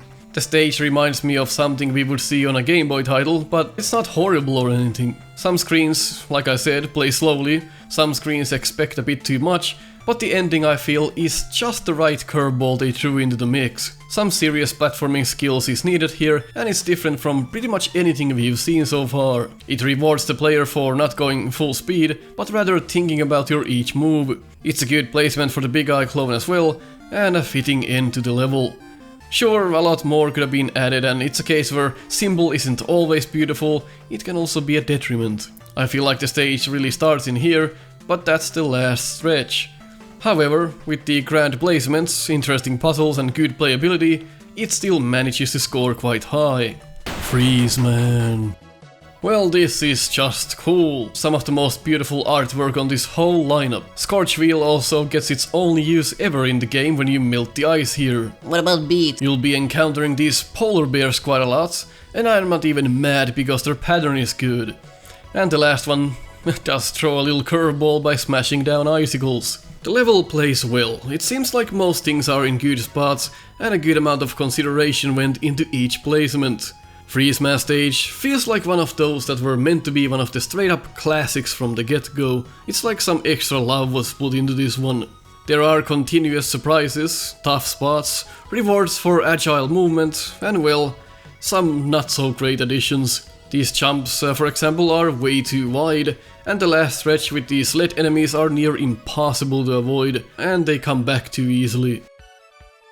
Despite these few shortcomings, the stage holds its own nicely, and it's just plain beautiful to look at. Teaching is always done properly, and the spots that do pose a bit of a challenge can be learned by looking at the situation or using your weapons. It's also nice how it gives you options. Do you fight the polar bear for the E-tank, or do you ignore it and keep going? It's subtle things like these that elevate the experience for the player. Freeze Man stage would be much higher on the list if it had just a couple of more surprises or even enemy types, but this is honestly surprisingly good. Slash Man. Mega Man 7's limited screen estate can be a problem with some enemy types, such as here. You'll most likely kill this enemy so fast every time, you don't even know what it does. Well, it turns and fires missiles, pretty much off screen as well. Some enemies with more advanced systems never get to do their full cycle because that era was more about cool animations than fluent gameplay. Don't get me wrong, I like this fellow, but some of its potential is definitely lost in the animation. Being one of the better looking levels, Slash Man's area is a joy to run through. It's also a theme that we don't see that often, and even though you get some of your ideas from Mario games, it ends up working in its own right. I was never a fan of covering enemies with foreground graphics, but it's not a huge deal here since you can clearly see the bigger enemy here. You would think that the first appearance of this enemy was the teaching element, but hardly, since it's so easy to kill. So the second time you see it, well, you still don't know what it does.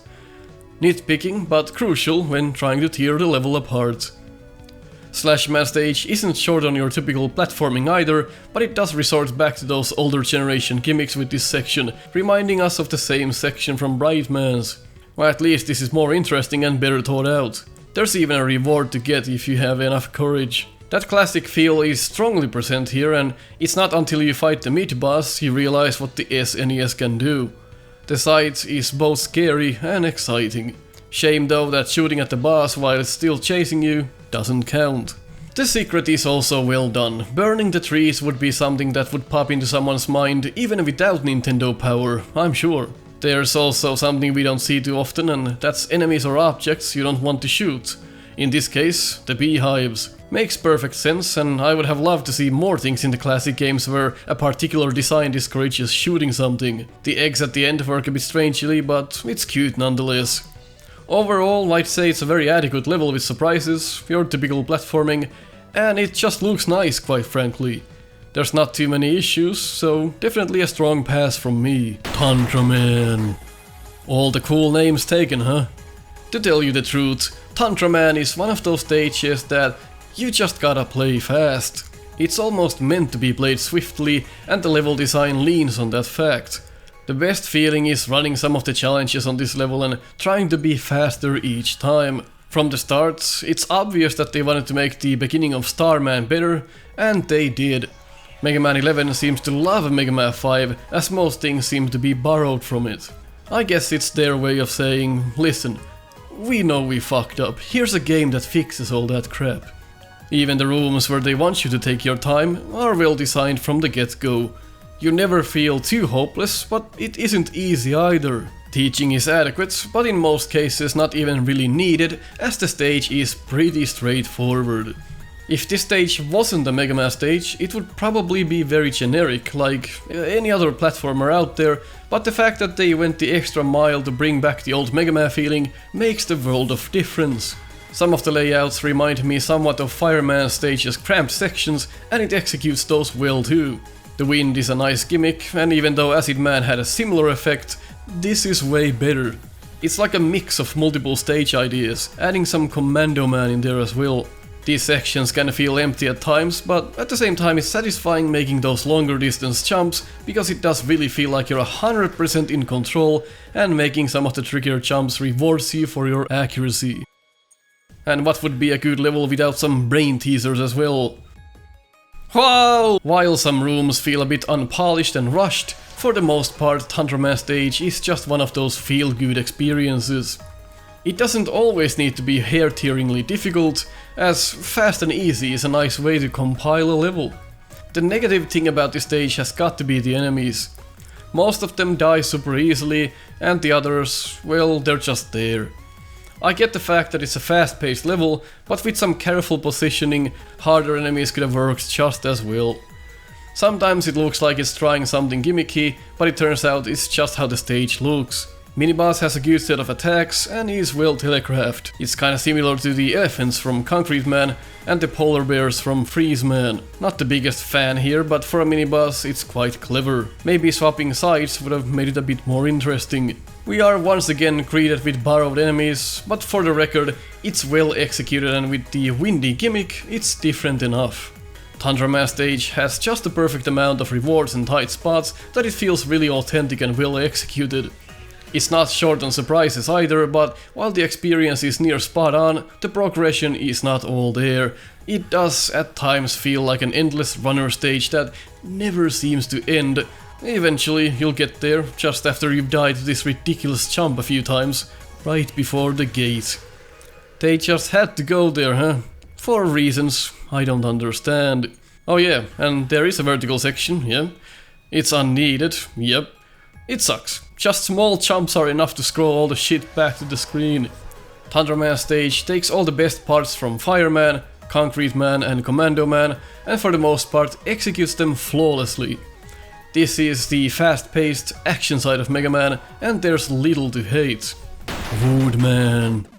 Woodman stage was the proof we needed that Mega Man 2 could have actually been a much better game if they just wanted it bad enough. The forestry theme, appropriate enemies and good amount of challenge are all pivotal parts of the level. The start reminds me of Gemini Man's beginning, albeit less hectic but unique in its own charming way. Maneuvering through this section is as fun as it gets, and I kinda hoped the underground section would be as good, but sadly it's not. The hot dogs are a nice mini-boss on paper, but the lack of telegraph, not knowing how long the fire sticks are, and on the last dog especially, the placement is cringeworthy. Even the fellow from Capcom himself who designed these rooms said that the last room was bullshit and that he should have changed it. There is way too little room here to do this in a clean way. Can be done, but it's more tedious than need be. I like how you can literally go through the wall here. Yikes. Luckily, after the hot dogs, it's more platforming goodness. Batantans have never had a better home than this, unless maybe Shade Man, but they fit on like a pair of already used underwear. Stage throws curveballs as well, which further excites the player, and figuring out a way to lure the monkeys up without getting hit, always a good feeling. Well, all I gotta do is wait, stupid head. Pippies, why not, I guess. Not the best combination, but I can live with it. It is probably the best spot to put them in this whole game, that's for sure. I like that the bunnies come back, but I think they are not placed in any more interesting ways than they were in the beginning. I mean, maybe a little, but honestly, they could have done a lot better. And the level doesn't have any gimmicks, no moving platforms, no mechanical changes, nothing like that. So that kinda lowers the score a little bit. But I have to be honest, on a standard of... We're talking about Mega Man 2 here, this is exceptional work. Add a gimmick or two, make some of the rooms more interesting and space out the hot dogs and you would have most likely nailed this whole level. And then there is this. Cute, but kind of a waste. So close though, I'm almost proud of Woodman stage. Blast Man. Mega Man 11 loves fast-paced levels and it's honestly quite refreshing. Even though Blast Man stage can also be quite swift in its gameplay, it never forgets to inform you of the upcoming challenges that lie ahead. Even the simple-looking things can be quite well detailed, surprisingly so. You'll also be encountering these cat people, which constantly come from small crevices and in great numbers just to keep you running. This feels more like what Grenade Man stage should have been. Fast action with explosions, smaller puzzles, triggers and enemies that are out to kill you. When I said that the level never forgets to teach you, I really mean it. You can't beat certain sections without seeing firsthand what happens when certain actions take place. The subtle animations, explosions and the dark atmosphere makes up for an impressive stage. Graphics can't carry you alone, but this is certainly not the case. Blast Man stage could have very well been in the original classic games, and we would have probably considered rather good. They even brought back the Armored Joes in a rather lovable way. I do have to mention how this stage resembles Mega Man Unlimited's Tri Nitro Man stage quite a lot. These platforms you slide on and these exploding blocks, they are literal inspiration from Unlimited, with even the same color scheme throughout the whole level. I don't think this was a coincidence. The teaching could have been better though, as you might miss how the platforms work if you scrolled the screen too fast. You're already at the edge, so most are going to miss this cue. Something about this reminds me of Batman, how the enemies swarm you and shit is just there to get rid of you as fast as possible. It's really a case where you feel like you're truly alone against a huge army of enemies. Miniboss is cute and well constructed, just can't get enough of these cat people, my god I love them. I like how all of this is supposed to be some kind of an amusement park, but actually really sinister. This is what I meant when I scolded stages like Bounce Man. Make this, not that. Sometimes it does go overboard a bit and repeat sections needlessly, but you'll soon forget about that as you're running through blasting everything that moves. And as the case is with well-designed stages, thinking outside of the box will help you. As the stage progresses, it gets more and more difficult, as expected, but it never becomes too difficult or unfair. Even with its vertical section, it's hard to hate it as it feels more like an escape sequence and that ends the stage. Blast Man stage is something really unique and new, and the helplessness you get when you run around blasting small cat fellows is everything you've ever wanted, but never knew you needed. The fuck was that? Solar Man. Oh my, that's so bright! Jesus, Napoleon Bonaparte Christ! Well, apart from being bright, it's a solidly, fantastically well-rounded, well-done, nicely crafted, good level. I'm fucking losing it. I've been writing this fucking script for 2 months now, can't you just believe it's a good level and we can move on? Alright, I love the way the teaching turns into a literal trial immediately. It's like, here's how this works, now go there and kill shit, ya fuckboy. Oh, what is this? I have no idea, but I like it. It gradually starts getting you, and showcases the things you're about to see all over the place in a rather fast manner. It's not always fun to see enemies being recycled from older games, but come on, look at that. You can't hate the tackle fire generators. That is really clever.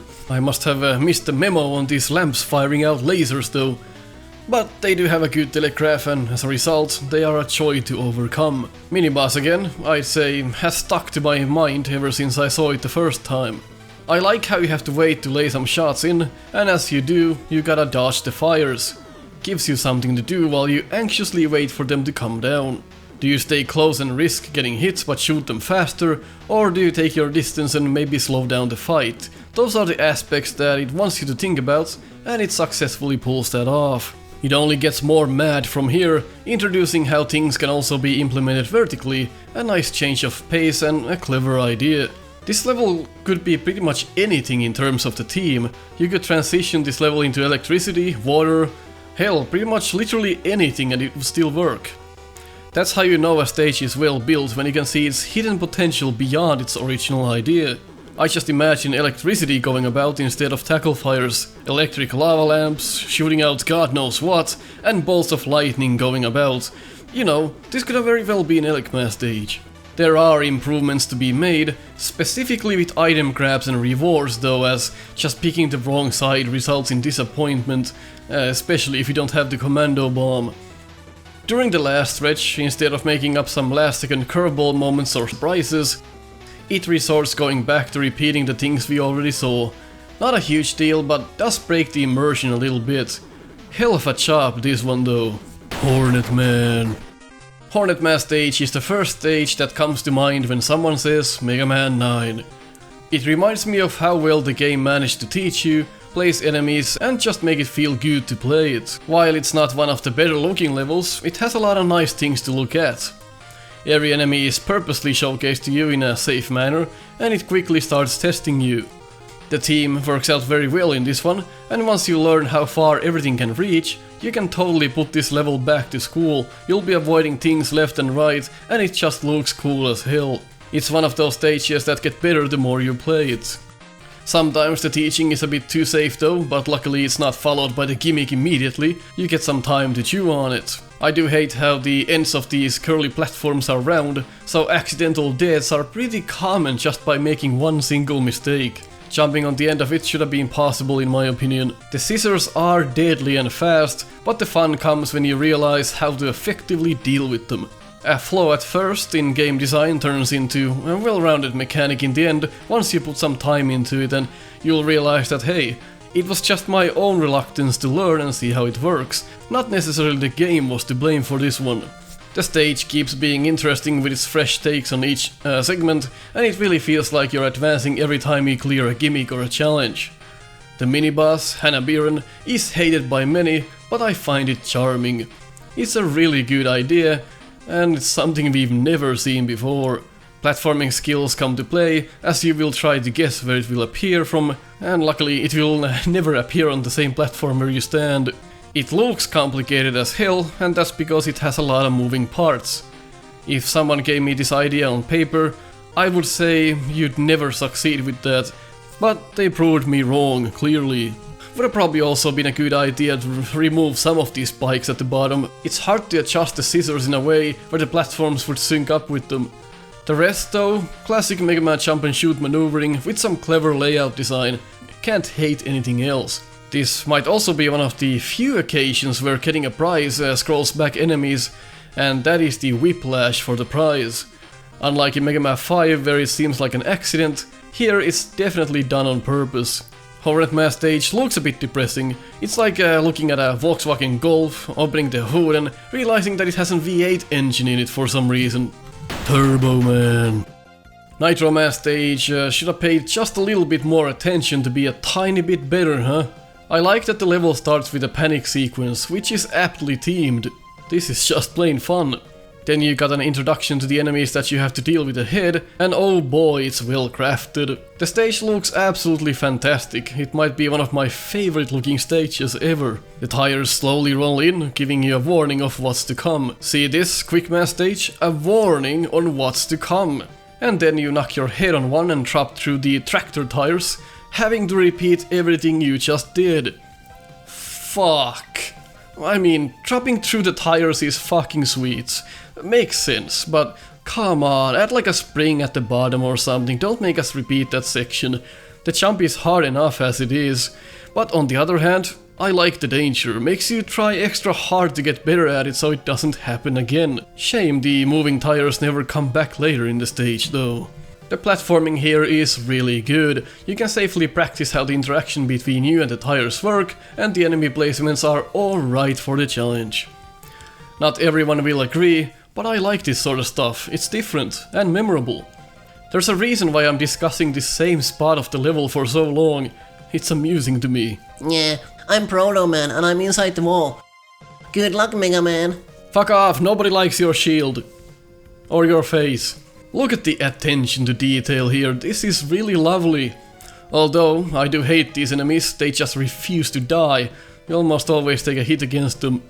There are more boring sections like climbing up for too long, and then this mini-boss which plain out sucks man ass. You have to space out your shots to hit the open eyes, which just feels very counterintuitive. Otherwise it's alright and it's good platforming practice dodging those small enemies. Yeah, I know I missed a section. Fine. I know you wanted me to comment on this. Look, I hate it, okay? I fucking hate that this is in here. It can be done without taking damage, but man, do I hate the living hell out of this. It's awkward and far from fun. I always just feel like colliding through this section. For some reason it wants to become Quickman stage. Why couldn't the whole stage be unique like the beginning? Otherwise, I really like the stage, and I mean really like it. If even the flame section was replaced with something else, fixed the drop through the tires and reworked the mini-boss ever so slightly, this would have been an actual masterpiece. Jewel Man. Not everyone is a fan of tricky platforming and precise shots, so this entry will most likely split the Mega Man gamers in half. Those who enjoy it and those who don't. I personally love stages like this. A lot of learning is required to pull off this level perfectly. I've done it on my no miss no damage challenge, as I've done for most of the classic games, and I enjoyed every second of it. Becoming good at this stage makes you feel very accomplished. The tiny targets, the positioning to avoid the cannon fire, staying back to steer clear of the small rocks, the precise swing jumps, it all reminds us of the Mega Man experience we had as kids. Going back to its roots, Jewel Man stage certainly packs a punch. Arguably, the mini-boss can be a bit of a hassle, especially if you're new to the franchise, but just keeping your eyes at the top, looking for the telegraphs, should help you out. I find the mini-boss is actually quite clever, but I do agree that sometimes it is hard to not get hit, depending on how the rocks fall down. Teaching is done right, and enemies are introduced to you in intervals. Backgrounds can be lackluster in detail, but the foreground nearly makes up for it.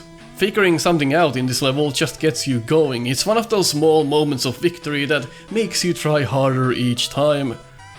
It's impressive how such small targets are placed so well.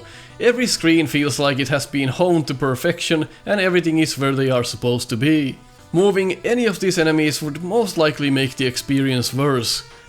Something to consider for those who hate Jewel Man: if this stage was originally in Mega Man 2, you would have probably loved it. It can be difficult to see how hard the original games were if you never really experienced it firsthand, but Jewel Man stage will definitely kick you in the balls, and as you kneel down in pain, kick you again until you fall down to the ground. It's at that moment when you can't let the Nintendo win, and you're up for some revenge.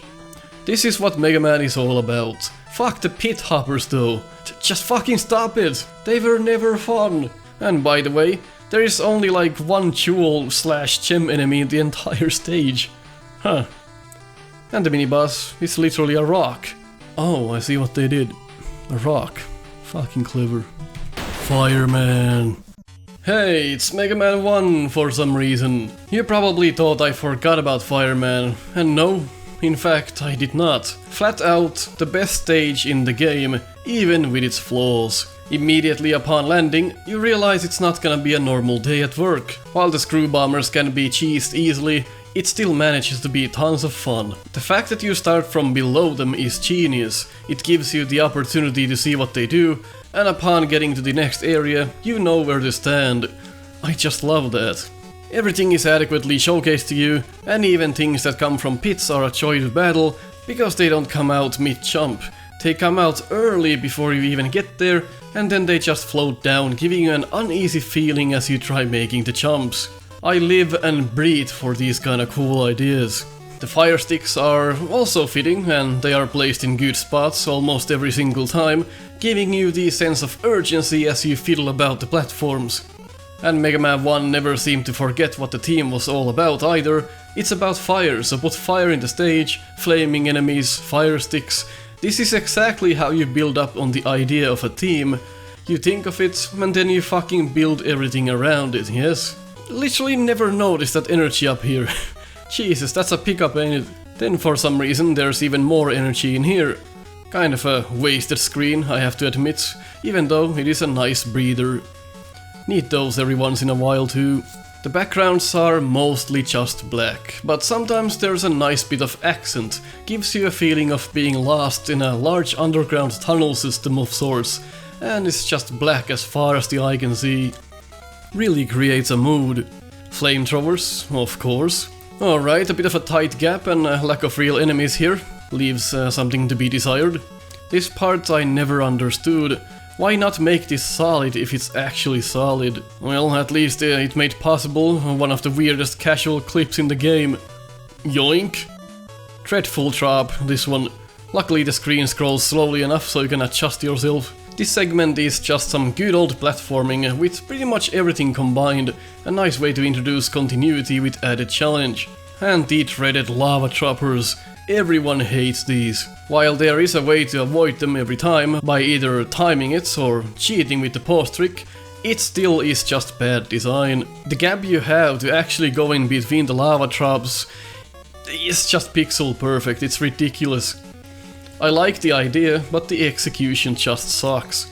Well, as a result of this, everyone knows Fireman Stage and everyone always references this exact room. Something good came out of something bad. We're still going, and what may be the worst section in the entire level is not all too bad considering this is Mega Man 1 we're talking about. It requires some serious finesse to go through this unscathed, and it's not because it's plain difficult, it's because it's not timed or designed that well. The spines are a bit too much with such a narrow layout, but at least it's still quite enjoyable. An open area here with more of the same. I was kinda waiting for the big surprise, but I guess this will suffice. Overall, I'm really pleased about this level. Mega Man 1 exceeds Mega Man 2's quality many times, and Fireman Stage is yet proof of the fact that Mega Man 2 was rushed to hell. Fireman Stage could have very well just been in Mega Man 3, and I would have probably not even noticed. Megaman. Megaman Stage starts out with a good old fuck you. The teaching element is almost completely missing. Rather than showcasing the enemy and what it's capable of, it literally just blasts you, and that sets the tone for the rest of the level. You're like, alright, this stage isn't fucking around, better be careful. It's a rather interesting enemy as well, and you know, Mega Man 9 brought up a lot of unique new enemies to the mix that we have never seen before, unlike Mega Man 11, which for some reason decided to suck Mega Man 5's dick. Luckily the upcoming enemies are now easy to avoid, since we learned that they are assholes. Mega Man Stage is known for its ridiculous jumps and frantic enemies. You feel helpless, but also determined. Every stage should be done like this. A bit of that overwhelming feeling, enemies can crush you if you don't want to learn them, and surprises are there for days. The feeling when you finally cross the gate on a stage like this can't be described. These little fellows are literal assholes. If you're on the edge trying to make a jump, you'll probably burn your buttocks. Still, I love them for how simple yet angry they are. This jump though, my goodness. I used to be against crap like this, but I just can't hate it here. The atmosphere and the whole construction of the level completely makes up for it, and dare I say, maybe even makes it better. New enemies are fun to learn, they're all well done, and there was no shortage of imagination building all of these rooms and foes. While the fire beams are alright and there's a really cool effect when you're close to them, sometimes I feel like they overuse them a little bit here. There's not that many of them, but the gameplay around them is based on nothing else but waiting. You just end up crashing into the enemies and going past the ones you can, just to make up for the time you lost. Outside of that, the level successfully stays interesting, and the mini-boss is one of the most memorable of all of them. Come on, a dragon head made of tackle fires. This is stupidly cool. Even the pattern is quite nice and it gives you that overwhelming feeling of success once it finally drops. Usually, multiple paths going on the same screen is just an attempt to make it seem like it's more than meets the eye, but this time they have an actual prize for going up there, and you can even come back down after getting it. Usually you notice the one-up by running on the segment below, and then you most likely go back to get it, or even use rush for it.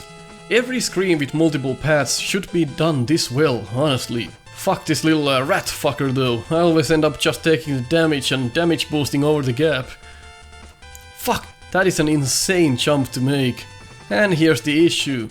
Yet another section with the fire beams, and again, it adds nothing to the experience and puts an energy in a really bad spot for some artificial difficulty. When you get here, it's evident that they ran out of ideas and started to repeat what they already did. Also, this stage kinda looks ugly, so there's that as well. But at least the enemies make sense to the team at hand. Torchman. What's up with the fire team stages? They just fucking nailed them, huh? Well, this stage is pretty impressive. Look at all these goddamn graphics, my man. Then the TP hits you and you get mad as fuck. That's okay though, I can live with it because I'm biased. It's a calm forest, which then bursts into flames and everything is burning, oh no. Kinda reminds me of the Animals of Farthingwood, which every kid watched and got traumatized because animals were literally being killed because of a forest fire. That fucking cartoon gave me nightmares. Anyway, once you get into the groove and yet again learn that not everything is what it seems like, you're bound to get enjoyment out of this level. The biggest issue, and a minor one, is that sometimes it spams enemies in a very Mega Maker-y style, but it's borderline and honestly doesn't bother me too much. Enemies are unique and fun to figure out, some aid you, some expect you to outsmart them, and the rest are just out to kill you straight up. Then it happens. Trial and error gameplay, thanks a bunch of fucks. It also makes no sense that in the upcoming sections there is actually a warning on the side of the screen, but the very first time it happens, it's not there. So literally everyone will die here the first time. I will say, however, that this is okay. Why? Because every game needs that one hard level, and this is Mega Man 11's choice. While it's trial and error, yes, it doesn't remove the fact that it's still extremely well made and timed, not to mention that you have the gear system and weapons to slow it down, or stop it completely with Thunder Man's weapon. Torchman stage has got to be one of my favorite moments ever playing Mega Man, and that's saying a lot, because in general, I find that Mega Man 11 is just above average. But Torchman stage is timed and honed into perfection so well that I can't scold it for its artificial moments. You get the warning later on and you're ready for it, and finally, outsmarting the layout is a feeling you rarely get, at least to this amount of satisfaction. It's a trial and error stage that is done well. It's not always clear where to go and what to do, but repeating it never feels like a chore, and every time you die you just wanna beat it that much harder. The enemies and different gimmicks are exceptional, and it really makes you scratch your head. Jumping on enemies when they are not firing back, luring an enemy to help you instead, and fighting a huge bird, those are all the things that the stage does an amazing job with, and it's only the surface. The craftsmanship, attention to detail, and every little thing you notice all go towards further enjoyment of the level. It is so clever in fact that it makes me think that someone completely different designed this level for the game. I have no need to even pinpoint any specific rooms or designs, because nearly all of them make sense. Torchman stage has everything. Moments of anger, joy, thinking, puzzle solving, platforming, something old, something new, curveballs, neat enemies, and finally the sense of absolute satisfaction as you go through the gate. This is Megaman, bitch. Toadman. Even though Toadman is a pushover himself, his stage is one of the best on this list. Why, you may ask? Look at it. The theme is deeply rooted in the level's design and graphics, the enemies within make a lot of sense to be there, and platforming will surely keep you busy for a while. It's just a good looking stage with a lot of elements to like.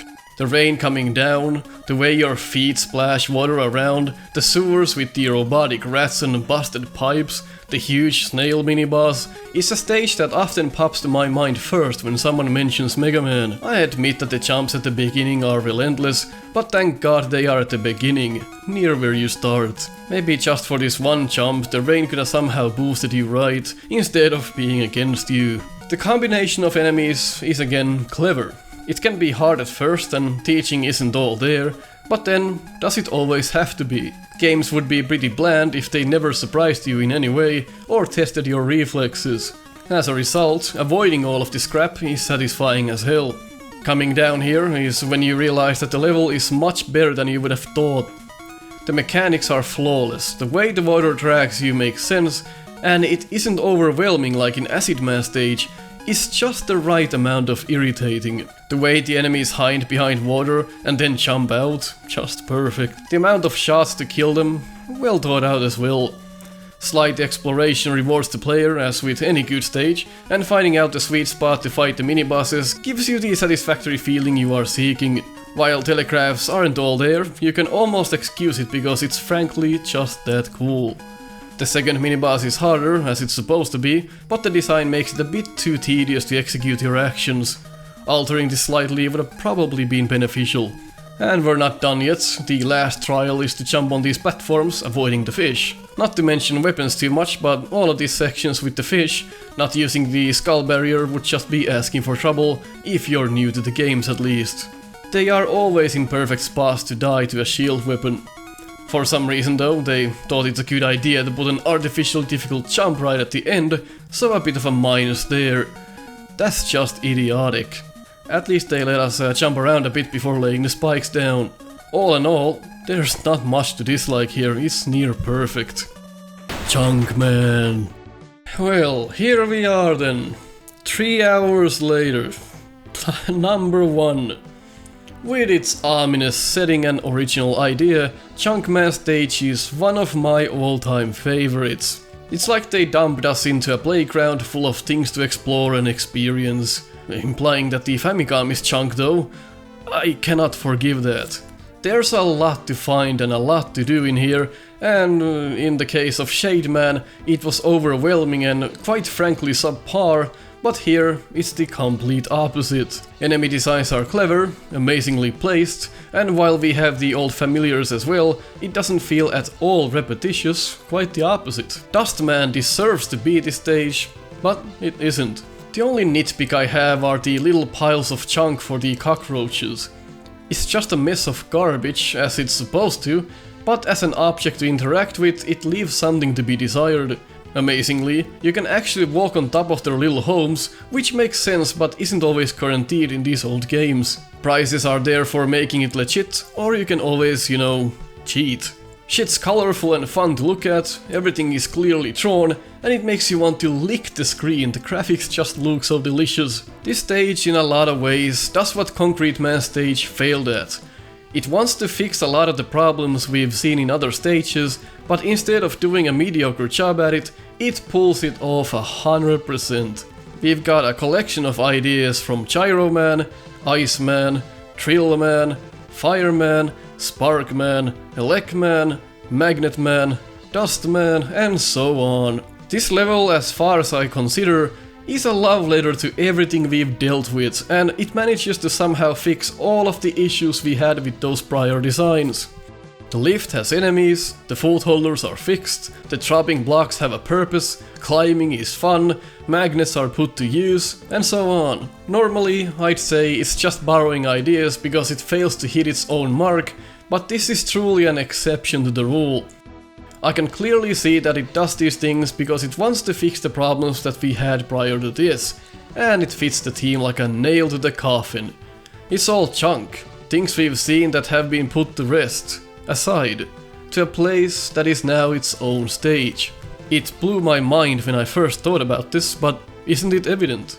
It's a new home for all the broken crap, and Wiley has been attempting to up himself with the new additions. Not to mention the clever ways to light up things, activate objects, the animations as telegraphs, the backgrounds, foregrounds, just the amount of polish that went into this is insane. There's even a hidden path which is quite easy to get to if you just think about it for a second. The stage also pulls some new tricks, namely this worm thing that hides in the garbage and comes up periodically. Really fun addition, and its placement flows very well with the mechanics around it. While the footholders still aren't exactly perfect, it works well enough despite the missing warning about the blocks. There's just so much to find and do here that you'll most likely play this through multiple times in the same run, and not because you feel like you have to, but because you want to. And going up to the ceiling to skip a section, that is just so underrated as a secret. You can clearly see the ceiling is broken. If you happen to try and get up there, you are instantly rewarded for your curiosity. I can't express how much joy this brought to me when I found this out.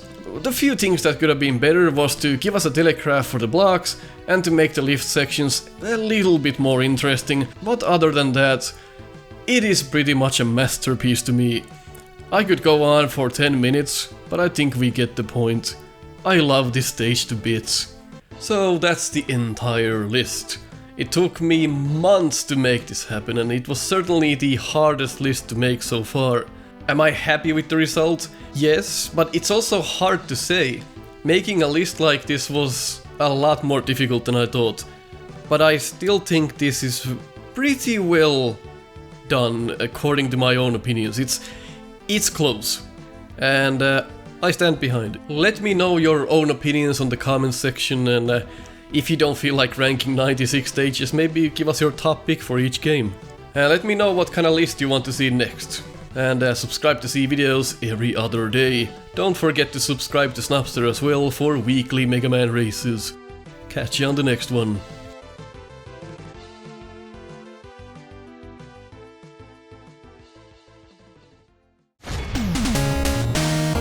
Thanks for watching another Nico Evaluates. Join us in Discord to talk about Megaman, White Bread and the neighbor's dog. Impact the show in my Patreon, or just throw a few bucks if you wanna buy me coffee. Check our merch at teespring.com/store/snupster and get my quotes on your shirt. To see weekly Megaman races, go ahead and subscribe to Snupster. Catch you on the next one.